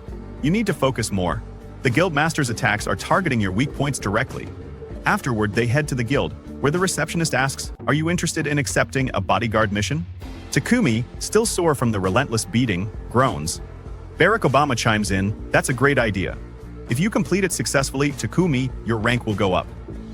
The mission requires him to escort a carriage to the town of Kilobos and back. A 4-day trip, 2 days there and 2 back. The request comes from Bobik Trading Company. Takumi accepts, realizing it's a big decision. The next morning, the group sets off, led by Kade and her swift horse. Takumi and the man he's escorting travel behind them, chatting along the way. The man thanks Takumi for taking on the mission, saying he feels much safer now. Tu then mentions something unexpected. Oh, and we'll also be bringing back some milk. Takumi's eyes widen. Wait, there's milk. The man nods. Yes, Takumi, they make white cheese there. An hour into their journey, they encounter a battle between goblins and jumbo wolves. Suddenly, Camellia unleashes her lightning magic, electrocuting every single enemy in one massive strike. Maple kills them in the blink of an eye because they were completely weak. After that, they arrive at the town of Kelbos. Once they rest for a bit, it's time for lunch. When they sit down to eat, they find a variety of delicious dishes. But as they take their first bites, they are overwhelmed by how amazing the food tastes, filling them with joy. Later, Takumi decides to buy some milk and cheese before heading home, as the market in this town stays open at night. When night falls, they sit down for dinner, and once again, the food is absolutely delicious. As Takumi eats, he reflects on how he arrived in this world just a few months ago, yet it feels like years have passed. He doesn't want to go back to his old life. This world is just too good, and the reason? The milk and cheese here are simply out of this world. Then, Takumi asks Sophia if rice exists in this world. She responds that if he means the grains eaten in the kingdom of Samander, they weren't available in the market, they were only sold in the royal capital. This shocks Takumi. If he had known that earlier, he would have checked there. He's heard rumors about rice and really wants to try it. Curious, he then asks Sophia how she feels about her homeland, since it's been over a decade since she left. She replies that she prefers enjoying the present rather than reminiscing about the past. She lived under a curse like a bird trapped in a cage for 50 years, but forming a contract with him gave her a new life. She often wonders what adventures await her and the rest of the group. They've given her a wonderful life, so there's no need to dwell on the past, only the future matters. The other girls chime in, saying they love their life with him, which makes Takumi incredibly happy. Feeling inspired, he decides to come up with a name for their team. The name Nolan's Wings comes to him since all of them were given wings to escape their cages. The girls all agree that it's a perfect name. After successfully completing their escort mission, they return to Bolton. That night, as Takumi enters the mansion, he suddenly smells a paralysis-inducing poison. Reacting quickly, he covers his nose before it affects him. He looks behind him and sees Sophia tied up by a group of men. One of them attacks, but thanks to Maple, Takumi manages to beat him down. Shui then heals Sophia and Hila gains consciousness. She thanks him profusely but also apologizes for failing him. Takumi asks why the men were able to paralyze her, to which she responds that both she and Maple have resistance skills against paralysis and poison. Maple then asks what they should do about the criminals outside. She had seen them lurking around while leading Camellia to the stable, so she suspected there were intruders inside as well. She quickly entered her pocket dimension and witnessed the attack unfold. Woody then asks if the criminals are armed, noting that this attack seems carefully planned, but it might be best to call for help from the Adventurers Guild. Takumi agrees and asks her to go fetch Barak. When Barak arrives, Takumi explains the situation to him. Barak assesses the scene and tells him they must report this to the governor immediately. This could be a major disaster in the making. And that's where the episode ends. But if you enjoyed the video, don't forget to hit the like button, subscribe to the channel, and turn on the notification bell. Our episode begins with Takumi in a meeting with Goodwin and his companions, where Goodwin informs him that the thieves who infiltrated Lord Iroma's house last night were actually members of the Divine Light Squadron. These extremists execute anyone they deem to be defying the teachings of the Church of Divine Light. They were sent by the Holy Empire of Sidonia, and their main goal was not theft, but to take Takumi's head. It seems that the reason for the attack is the purification magic tool invented by Lord Iroma. Takumi realizes that this makes sense since the use of light magic was excessive from the beginning. He suggests going to another town to hide, but Goodwin tells him to stay in Bolton, as it will be safer than any other town. He assures him that they will provide all kinds of support and protection, increasing the number of city guards to monitor who enters and leaves. Barak then states that the most important thing right now is ensuring Takumi's safety while he ventures outside. Takumi asks him to stop adventuring for a while due to the dangerous situation, but Barak refuses, saying that his team is one of the top 5 in the entire town. Sophia reassures Takumi not to worry, vowing to protect him even at the cost of her life. Barak also promises to grant him many skills to help him defeat enemies with ease. Takumi then leaves with Sophia and Barak, realizing that he is now a target of Sidonia's Church of Light. He recalls the night he was attacked and how it put the lives of Sophia, Maria, and Riva in danger. They arrive at the guild, where the receptionist tells Takumi that he has chosen a name for his team, Nolan's Wings. The receptionist also informs him that rumors about the attack on him have spread, and a large bounty has been placed on his head. Some adventurers might try to deceive the guild and accept unethical missions just for the money. That night, Takumi and his female companions have dinner together, and he shares what the receptionist told him. He apologizes for putting them in danger, but the girls reassure him that they are friends and will protect each other. Everyone is ready to fight. Takumi then mentions that he is thinking of creating an improved magical device to set up a barrier around the mansion that will keep out anyone who is not registered, though it will only be active when they are not outside on adventuring missions. Sophia suggests they immediately search for an attacker or a warehouse, noting that some adventurers work solo, but asking someone to form deep bonds with the team right away will be difficult. She recommends checking with Mulan Company. Takumi agrees, as using a magic contract is the safest method. The next morning, as Takumi and his companion prepare to create the magic device, Sophia arrives and asks to join them to learn more about magical tools. Takumi assigns her a task, engraving alchemical circles onto the metal plates. Sophia and Riva then complete their first task, engraving the symbols. Takumi applies the magic material to the plates. Meanwhile, we see Spider-Girl training Camellia, the horse, for battle, determined not to lose to a mere golem. Riva then asks Takumi if golems fall under the field of alchemy, to which he replies that they do. He explains that while the magic circle engraved in their control cores is highly complex, he has not yet experimented with such things due to his insufficient mana control level. Takumi then activates his magic on the engraved plates, allowing them to be placed around the mansion, preventing strangers from entering. Meanwhile, in the Holy Empire of Sidonia, 2 guards inform the king that the Divine Light Squadron has been captured and did not have the chance to commit suicide. The king asks if a magic contract was used on them, but the guard assumes that believers from the Church of Light orchestrated the attack. The princess suggests cutting ties with Barcola Kingdom and proceeding with their own plan. Another guard then reports that they failed to analyze the magic circle discovered in the ruins. However, based on the explanations in a small manuscript, it might be an activation spell for summoning. The king asks when they will be ready to execute the plan, and Homer responds that they will need 2 to 3 months to gather the required mana. Back with Takumi and his friends, he struggles to use his magic on the device. Spider-Girl asks him why he insists on having a golem, and he explains that having one would increase their security. He acknowledges that he still needs to improve his control over the summoning spell to tame a golem. Sophia then tells him that wildstone golems have been spotted in the western region, as well as Demas, near the forest. Takumi suggests they enter Demas and face the iron golem. The group then sets off toward the rocky plains west of the Death Forest, where they spot a golem. They are amazed by its massive size. Sophia informs them that it is a Ruins Guardian-class golem, and to defeat it, they must aim for the magic stone in its chest. The control core is its weak point. Destroying it is the same as killing the golem. But Takumi chooses not to kill it just yet. The golem almost spots them with its glowing eyes, but they quickly hide. Sophia whispers, "This thing looks really dangerous. We should ignore it." But Takumi has a different idea. If it's this strong, that means it could be even more valuable as an ally. Without hesitation, he rushes forward, stopping right in front of the golem. The others immediately take defensive positions, ready to fight. "Wait! Don't attack!" Takumi orders. "This might be easier than it looks. I can feel some kind of connection with it." The golem inches closer, its massive face just inches away from Takumi's, who is now shaking with fear. But there's no hostility. Takumi carefully tries to tame it, and to everyone's shock, he succeeds effortlessly. Even Takumi can't believe it, and the others are completely stunned. The golem is now their new companion. Takumi thinks for a moment before giving it a name. Titan, after the legendary giant from a myth he once knew. The group welcomes their newest ally. Titan then signals to Takumi, asking for a more flexible body so it can move more easily. Yusef warns, "That's risky. If we bring this thing into the city, it'll cause chaos." Takumi thinks for a moment. "I'll just use my pocket dimension." But before he can act, Titan suddenly starts to shrink. Or rather, it didn't collapse. It just got smaller. It turns out this is a special ability it possesses.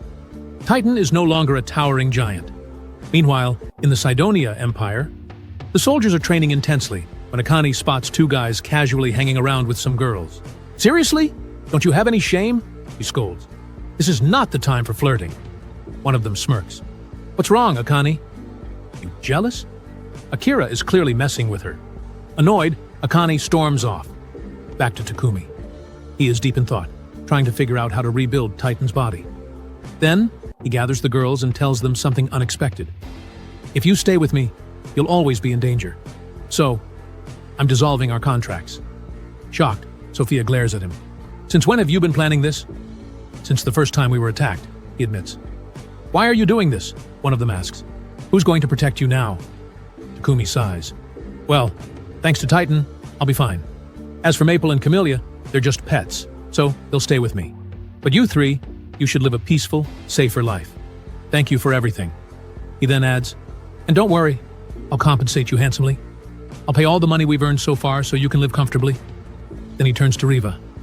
"I'll also send money to your family so they can live in peace." Tears start to form. "That's not what we meant." Takumi continues, "I know it sounds like a lot of money, but think of it as severance pay." Sophia clenches her fists. "I refuse." Maria, however, is furious. She points her weapon at him. "You idiot!" she yells. "Why do you always put us before yourself? We're never leaving you." Tears stream down her face. "We're with you in both hardship and victory. We're your wings, Takumi. If you lose us, you'll never be able to fly again." Maria breaks down, and soon, everyone is crying. Sophia speaks up. "That's the worst thing we could ever hear from you. Don't ever say that nonsense again." Takumi, overwhelmed, remembers all the moments they shared, especially Maria's first day with them. Tears fill his eyes. "I'm so sorry." Later, they all head to the garden. Titan has finished his transformation. His new body is shining brilliantly. Takumi grins. "So, how do you like your new body?" Titan speaks for the first time. "It's amazing, my lord." Takumi had used special alloys to craft an armor of incredible beauty and strength, making Titan even more powerful. Now, Titan stands tall, not just as an ally, but as a force that could even rival a dragon. Takumi is overjoyed with his work. But elsewhere, a group of people is secretly scheming. A queen with golden hair smirks. Perhaps the time has come. What is she planning? What will happen next? Find out in the next episode. Our episode today begins in that abandoned village near the city of Bolton. Suddenly, everyone is leaving the village, angry and frustrated. It seems that the nobles ordered them to leave. The situation was utterly hopeless. They abandoned the village and fled to neighboring lands. These people had worked tirelessly, many of them perishing from the harsh labor. Yet the nobles did not acknowledge their suffering. Instead, they slaughtered many of them. What is the story behind these events? Stay with us until the end to uncover the full truth. The scene now shifts to the castle, where the king speaks with his officials. One of them reports, "More than 1,000 citizens have abandoned their village, and it's all because of those foolish nobles who forsake their people. But unfortunately, there's no use in being angry now. We must not abandon those who have lost their homes." A white-haired official then informs the king, "Count Rockford has sent us a letter requesting that we secure shelter for the refugees." The king contemplates, "With over 1,000 people, we'll need a vast area of land for them to settle." He then points to a spot on the map and says, "This is our only option. It's the most suitable location. However, there's a significant problem. The land is overrun by monstrous creatures. It won't be easy to develop, but there is no other choice. Only one person is capable of solving this crisis. Yes, it's Takumi." The scene now shifts to Takumi and his exceptionally strong party. He had been wanting to challenge a dungeon for quite some time, so they ventured into a dungeon ranked A, the second most difficult dungeon in the region, known as the Forest of the Beast King. Despite being underground, the dungeon had a vast forest and an open sky. The monsters within were noticeably stronger than those outside, and there were many of them. Gaikob, the intelligent spider, carefully observed their movements, even though visibility was poor. Titan, on the other hand, excelled at enduring the monsters' relentless attacks. One by one, they defeated the bosses of each floor, collecting treasures and items from the treasure chests. After an entire day, they finally reached the final floor. Everyone was excited. At that moment, a trap was triggered. Takumi stepped on a peculiar stone, and suddenly, a massive boulder came rolling toward them. They ran for their lives, and after dodging the trap, continued forward until they arrived at a strange location. It seemed as if they had been lured there. Moments later, the final boss appeared. It was a massive beast. Everyone was terrified. It was an earth dragon of S rank. The dragon immediately launched an attack. Takumi commanded Gakob and Titan to immobilize its tail. They attempted to hold it down, while Sophie struck it with a powerful blow. The entire team worked together, launching one attack after another. Titan unleashed his powerful yellow light explosion, causing a massive detonation. But the dragon survived. It absorbed the energy and retaliated, sending Titan crashing into the ground with a devastating strike. At that moment, Sophie deduced its weakness. It was its wings! Takumi quickly summoned Camellia, who rammed into its wing with full force. Takumi seized the opportunity, leaping forward and thrusting his sword deep into the dragon's mouth. The creature erupted in a massive explosion. Finally, the treasure chest appeared. Additionally, Camellia evolved into a dragon horse, growing even larger. Takumi picked up a piece of the dragon's remains and was shocked. He might be able to craft something powerful from it. Afterward, they returned home. But before long, Takumi was summoned by Marquis Gadouin, or the king. The king looked at him and said, "Listen carefully. Do you know about the undeveloped land in the southern sector of my territory?" Takumi nodded. "Yes, it's not just an uninhabitable wasteland. I've heard that it's infested with so many monsters that even neighboring nations avoid it entirely. It was once invaded, but the attempt failed, forcing the invaders to retreat. They also say that the region is rich in adamantite and mithril ore, but I don't know the full story." The Marquis then said, "Listen carefully. Would you be willing to establish a pioneering village in that land?" Takumi was shocked. "Why me, Your Excellency?" The Marquis replied, "Because you are the only one who can do it. I was told that you managed to construct a sturdy wall around the village in a short amount of time. That's why I am entrusting you with this task. I believe you can make it happen." The minister then informs him that about 100 kilometers south of Bolton, there is a river and a spring. He believes it would be best to start building the village around this water source since it is somewhat farther from the monster's territory. At this moment, Sophie intervenes, warning them that the situation is extremely dangerous. The Marquis sighs and acknowledges, "Unfortunately, we are well aware of the risks, but we have no choice. There are many people who desperately need a place to settle. These refugees lost their village over a year ago. Development had started, but corrupt nobles interfered, ruining everything. The villagers lost their homes and became refugees. That is why I need a settlement built for them as soon as possible." Takumi finally agrees. He cannot ignore people who have lost their homes. His compassion won't allow it. He recalls his own past, when he was homeless a year ago, and how a kind community welcomed him with open arms. Now, he wants to repay that kindness and protect these people. The scene shifts to the construction site. Takumi unleashes his incredible abilities, erecting a massive wall and digging water-filled trenches along the outer borders. A sturdy fortress is established, and the entire team works tirelessly to improve everything.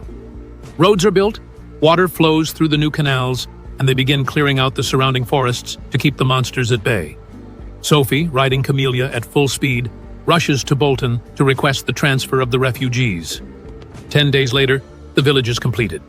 The king, upon hearing the news, is stunned. "What? He finished building it in just 10 days? That's unbelievably fast." Sophie then tells him that Takumi has stated that the villagers should be able to live their daily lives without any trouble.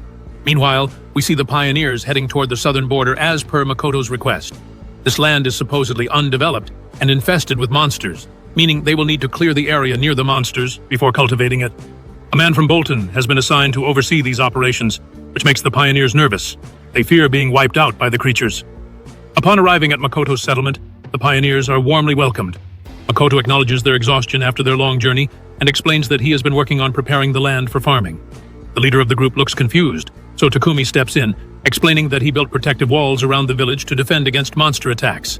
Additionally, he dug a water-filled trench around the settlement, ensuring it remains safe, unless, of course, they are attacked by a dragon or something similar.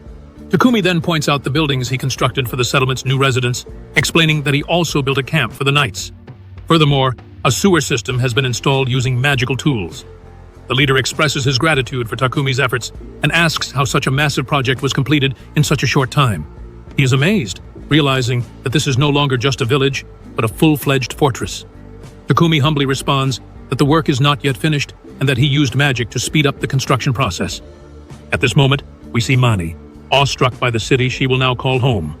Sophie approaches her and asks if she is here alone. Mani nods, revealing that her husband passed away in their old village. Sophie then asks if she has any interest in a job unrelated to farming.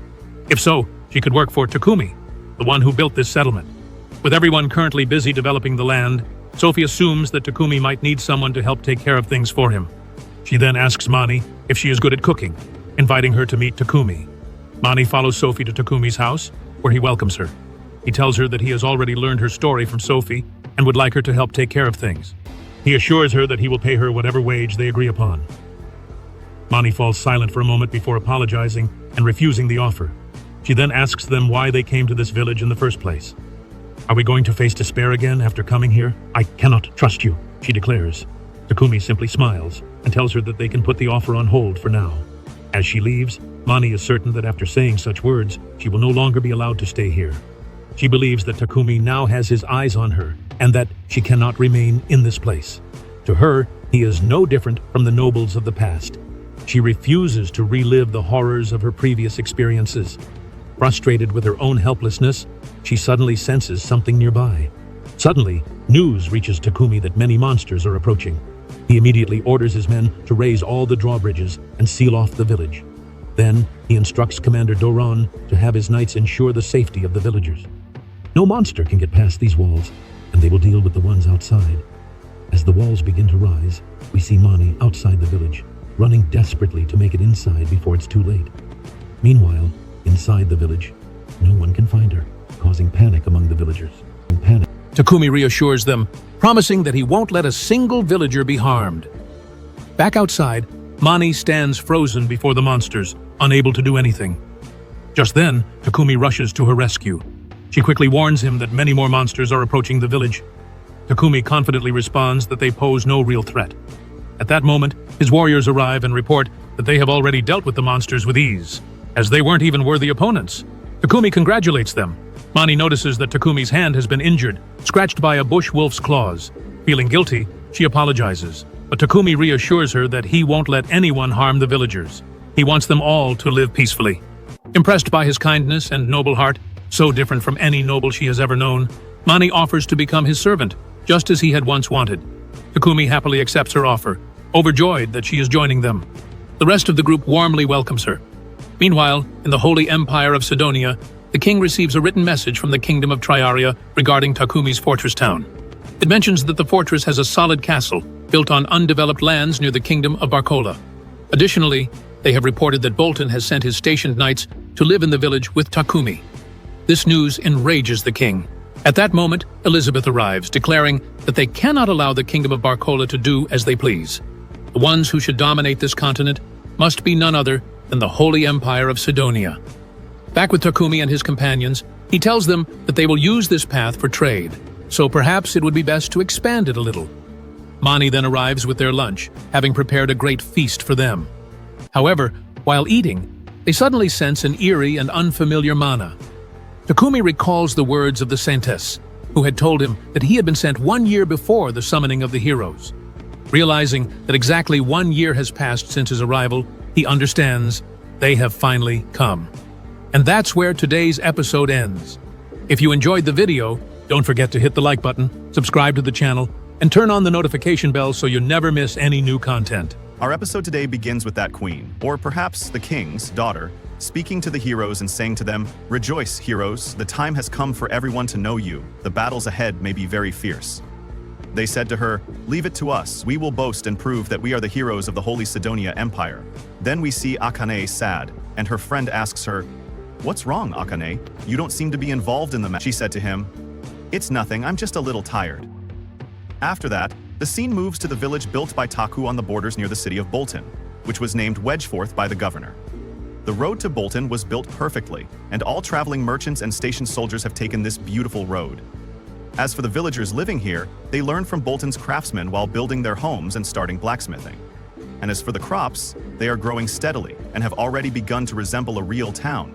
It seems they are living a beautiful, happy, and simple life. The scene moves to Sophia fighting monsters, while Kichib and the Rockman are hunting a rare monster they have never seen before. Here, Sophia realizes that it is a shrub lizard, a very dangerous lizard. After that, they return home and talk together about those monsters. They believe that monsters from nearby areas have started moving directly towards them. and they wonder why they are doing that suddenly. Here, Sophia analyzes the matter, but in the end she has no evidence. Based on inaccurate information, she believes that an unusual fluctuation of mana that we felt 3 months ago may be the reason for that. After that, Taku speaks to his messenger and says to him, "Is there anything new in the city?" He told him that there is a rumor spreading from person to person that heroes have appeared in the Holy Sidonia Empire, and this was about 3 months ago. This means that Nolan's prophecy about the appearance of the heroes was correct. In the evening, they hold a meeting while drinking tea and talking about this matter. What does it mean if the appearance of the heroes in Sidonia was assassinated? Taku believes that they used forbidden magic and summoned the heroes themselves. I hope that those who were summoned are good people. The scene quickly moves to the king speaking to the heroes as he relies on them in their journey. Then a slight quarrel occurs. While a hero was looking at that girl and found that she was one of the slaves, he said to her, "Why are you coming with me?" Here, Akane speaks, "Leave her alone. Lulu is my companion." He said to her, "How can she be your companion when she is a slave?" She told him that it was none of his business. We return again to Taku when he went to the guild and inquired about the heroes. The guild boy said to him, "We heard that there are 2 young men and a small woman, all with black hair and black eyes, who have become the heroes. Rumors say that they are not fake. They have fighting abilities, they train day and night. But let's get to the point. The Babak company has asked your group to guard them and accompany them to the royal capital." Taku agrees to the offer. Then they leave for home and prepare the supplies. And Maria offers that the maid go with them, so she doesn't stay alone. Also, Sophia comes and says to him, "Yes, Taku, I appreciate Mani's feelings." Taku thinks, and Mani pleads with him and says to him, "I can use supernatural abilities too, please take me with you." Taku agrees after those tearful looks and asks her to work with Maria or Riva, but he must register her in the guild first. We return again to the heroes as they ride the carriage and move on their way to kill monsters. But they are very annoyed. The road has many bumps and they want to buy a slightly modern carriage because the road is long. But they can't do anything now but remain silent until they reach their destination. Maybe they will meet Taku in the capital. On the other hand, we see Takumi, Sophia, and Mani in the guild, and the guild girl tells her that Taku and Sophia will be promoted to rank A and Mani to rank D. Then she takes their cards to renew them and update them on the system. At that moment, the heroes, as they call themselves, enter and say, "Make way, make way." One of the guild adventurers objects to them and says, "Who are you? I haven't seen you before." Here, one of them punches him in the stomach, a strong punch without any introductions. Then they say, "There is an elven girl with big ears. Come on, white-haired boy, hand over those girls to us." Taku refuses their offer, so they get very angry and say to him, "Do you think you can disobey us?" Here, Akane rebukes them and says, "That's enough. You are insensitive and tasteless. Don't embarrass yourselves any further." But they didn't listen to her. Then he draws his sword against Takumi, and here Taku gets angry and uses his skills and breaks his sword with ease. The fool who calls himself a hero is surprised by that power, while the other one wants to hit him, but Taku grabs him and slams him to the ground. They say to him, "You fool. I think opposing heroes in the world won't have dire consequences for you." Here, Taku speaks with a calm mind and says, "Who of us will have dire consequences, me or you? Do you mean what it means to draw a sword and intimidate a person from the Adventurers Guild?" Here, they are silent and leave the place and say to him, "We won't forget you." While Akane comes and apologizes to Taku and says to him, "I apologize for them." He said to her, "You don't have to apologize." From the Infutsi, Eve Sasutali, then she introduces herself and says to him, "What's your name?" He told her that he is the leader of the Nolan Wings Takumi. Here, Akane recognizes him. She wanted to speak, but he closes her mouth with his finger and whispers in her ear, "I am in a hotel called Lakeside Bank. If you want to talk, come there tonight." While the scene moves when they returned home, Sophia tells them that they met the heroes, but they are mentally disturbed. They are always babbling about the term hero, hero, hero, as they were looking at me and Mani with bold eyes. It seems they want to rape us. But the woman who was with them was respectful.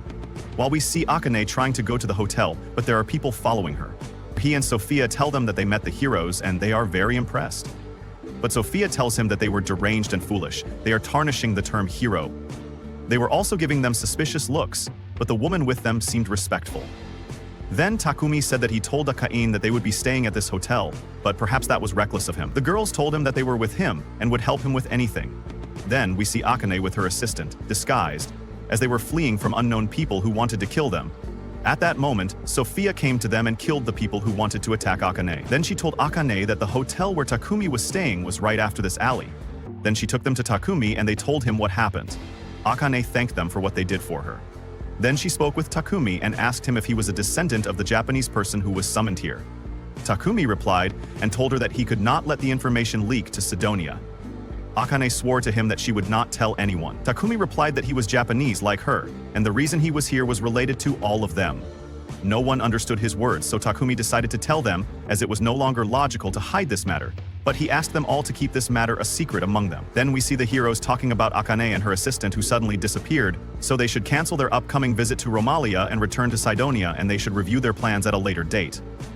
Then we return to Takumi and the girls after he told them that he came from the same world as the heroes and that he was here because of Nolan.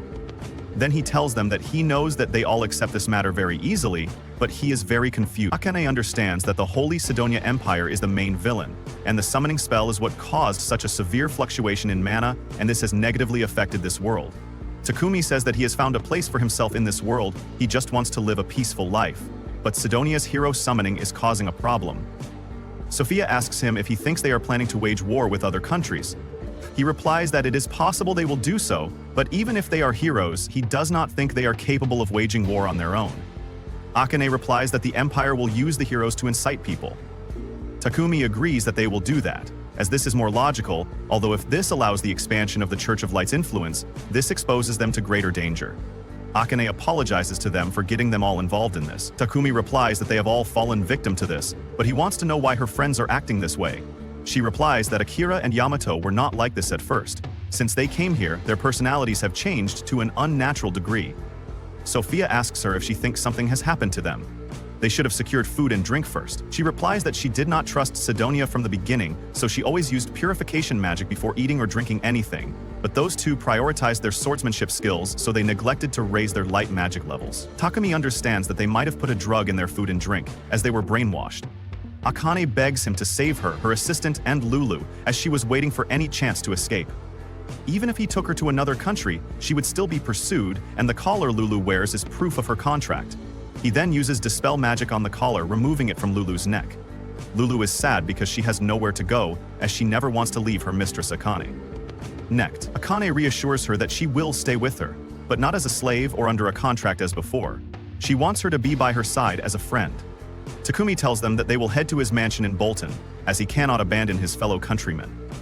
Akane refuses, so as not to cause them any trouble, but Takumi insists, and they must leave the royal capital as soon as possible. Takumi takes them to his mansion, where he provides them with food to eat. When Akane eats, she cries a lot, and the girls think it wasn't tasty, so they apologize, but she tells them it's very delicious, as she thought she would never be able to eat delicious food again. She finishes eating, and Takumi looks at her, certain that she has been nervous since she was summoned here. So after tasting the home-cooked food, she finally manages to relax a little. Then we move to Sidonia, where we see many monsters attacking the town. We return to Takumi, who tells his friend Riva that he plans to talk to the king through the governor about Akane and Lulu tomorrow, since they will be safe here at the mansion for a while. He then asks her to call Sophia and the others for him. When Takumi gathers with them, he tells them that from this moment on, he will dissolve everyone's contract so that they are not exposed to any greater danger. Sophia gets angry at him for his words, so he tells them that this time it's different. Later, he wants them to be by his side in a different way, as he wants them to be his family, not his servants. A year ago, he met Sophia and Maria, and 6 months ago, he met Riva and Mani. They have all done wonderful things for him, and he is grateful to them. Therefore, he sees that they no longer need any contract between them, because there is a stronger and more solid bond between them. He wants them all to support him as his partners. Takumi uses Dispel magic on them, then tells them that he is happy to have them with him as always. Takumi then goes to work, and an emergency summons comes from the guild, requiring all B rank and higher adventurers to gather at the guild as soon as possible. Takumi decides to go there, and thus ends today's episode. If you liked the video, please give it a like, and don't forget to subscribe to the channel and activate the bell button to receive all that is new. Our episode today begins as Taku and Sophia head to the Lion's Fang Guild to meet with the guild leader. He informs them of a serious problem. A horde of monsters is rushing towards the town of Widgefort. Some say they were lured there, or perhaps drawn in by the presence of people in Widgefort. Commander Doran has requested their help, as all other teams are currently on other missions.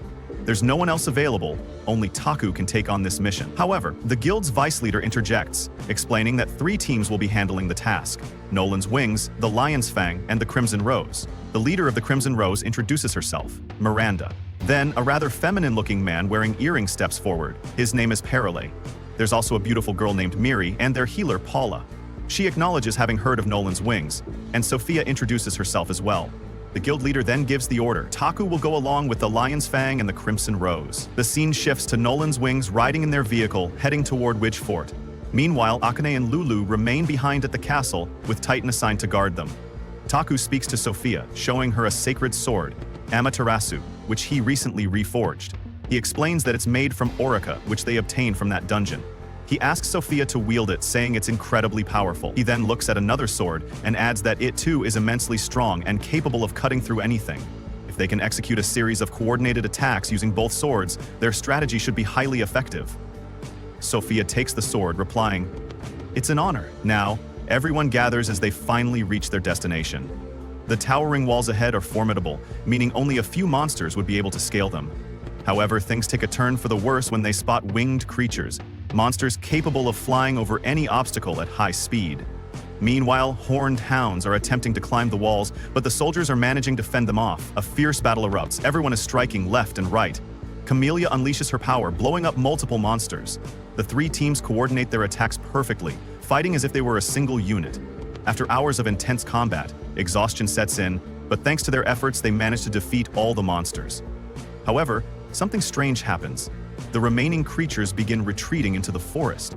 It's odd because they're all moving in the same direction, as if being guided by something or someone. Taku thinks for a moment and says, "There must be a leader among the monsters directing their movements. Maybe it's possible. When Lady Dunia summoned the heroes a few months ago, we sensed a massive fluctuation in mana. Could that have caused some monsters to evolve? I mean, the mana surge could have been strong enough to trigger such a transformation. What will happen next? Keep watching until the end to find out everything." The scene now shifts to the Holy Empire of Dunya, where they learn about the rampaging monsters attacking the fortress near the kingdom of Barakola. A man reports to the king, stating that the number of monsters is enough to wipe out an entire nation, and the resulting chaos could shift the balance of power between the kingdoms. The king contemplates the situation and sees an opportunity. Supporting these monsters could work to their advantage. Without hesitation, he orders the preparation of his troops for deployment as soon as he gives the command. His daughter then steps forward and says, "Father, why don't we seize this opportunity to inflict damage on the nations allied with Barakola?" The king looks at her and replies, "Are you suggesting we target the kingdom of Samandor?" She nods. "We should cripple them so they won't be able to aid Barakola when the time comes. We must strike first, with our great heroes leading the charge." Meanwhile, in the fortress, wounded soldiers are being treated, but their numbers are greater than expected. Sophia stands atop the stronghold, surveying the battlefield, her face clouded with worry. Just then, her friend approaches, bringing her a meal, but notices her troubled expression. "What's wrong?" she asks. Sophia sighs. "I'm really worried about Takumi. He's giving every last potion we have to the wounded, and now we have none left in storage. Even the last batch we had was handed over to Bobbitt Company days ago. We haven't had time to produce more." She recalls a conversation with Takumi when he had told her, "Potions are worthless if they aren't used, Sophia." She had protested, "At least keep some for yourself. If the monsters attack, you'll need them." But Takumi had simply smiled and said, "I just need to avoid getting hurt. As long as I manage my stamina well, I'll be fine. My concern isn't for myself, it's for everyone else." That was Takumi, always putting others before himself, a true man of honor. She also remembers his orders from earlier. Gather all the children in one place and don't let them out. Rifa, Mani, and Kolg will be in charge of protecting them. Back to the battlefield. The situation worsens. The forest erupts into chaos as an unstoppable wave of monsters emerges. The teams brace themselves. They are ready. Camellia rallies them, shouting, "Attack with full force! Leave no monster standing!" The Crimson Rose takes the right flank, while Takumi's team secures the left. Lizard-like creatures attempt to climb the walls, but Kaide is there to cut them down. Sophia charges forward, unleashing a massive whirlwind attack. But something is off. The monsters just keep coming, wave after wave without end. Then, suddenly, they begin retreating. But it's not a retreat out of fear, it's an organized withdrawal. And then they see it. A monstrous beast, huge beyond imagination, slaughtering its own kind as it emerges from the forest. The teams freeze in horror. And then, another creature steps forward. This one with two massive heads. It roars and unleashes a fiery breath directly at Sophia. She barely dodges in time. "That must be their leader," she mutters. Before she can react, the beast swings its tail at her, hitting her with immense force and sending her flying. As it prepares to land a finishing blow, Takumi appears at the last moment, saving her just in time. "If only Titan were here," he mutters. Sophia quickly regains her footing and starts running, luring the monster away. A massive lizard pursues her at full speed. But just when she thinks she's gained distance, the lizard leaps and delivers a devastating strike, sending her crashing to the ground. Her sword falls from her grip. The situation has spiraled out of control. Just as the monster prepares its final attack, the rest of the team unleashes their combined power, saving Sophia in the nick of time. When Sophia falls to the ground, Takumi rushes toward the dragon and uses the Thunder Hammer spell. Sophia gets up and helps him cast the spell. After that, Takumi takes the sword from Sophia and pours all of his mana into it, then slays the dragon. After the battle, Takumi decides to treat Sophia's bruises. He then scolds her for being reckless. She tells him that she just wanted to protect him at any cost. Frustrated, he yells at her, saying she could have died before Maria and the others arrived. He tells her she shouldn't throw her life away for someone else. After treating her wounds, he collapses from exhaustion, and they take him home to rest. When he wakes up, everyone gathers around to check on him. After several days, they return to Bolton after helping the village rebuild. Then, we see the heroes slaughtering the villagers, leaving the entire village in a state of panic. Later that night, Takumi and the girls prepare and eat dinner. Except for Sophia, who sits alone, looking sad. Her friends grow worried since she has been like this ever since they returned from Wedgefort. When Takumi notices her, he takes a plate of food and approaches her. Upon reaching her, he apologizes for yelling at her, but he explains that she could have died at any moment.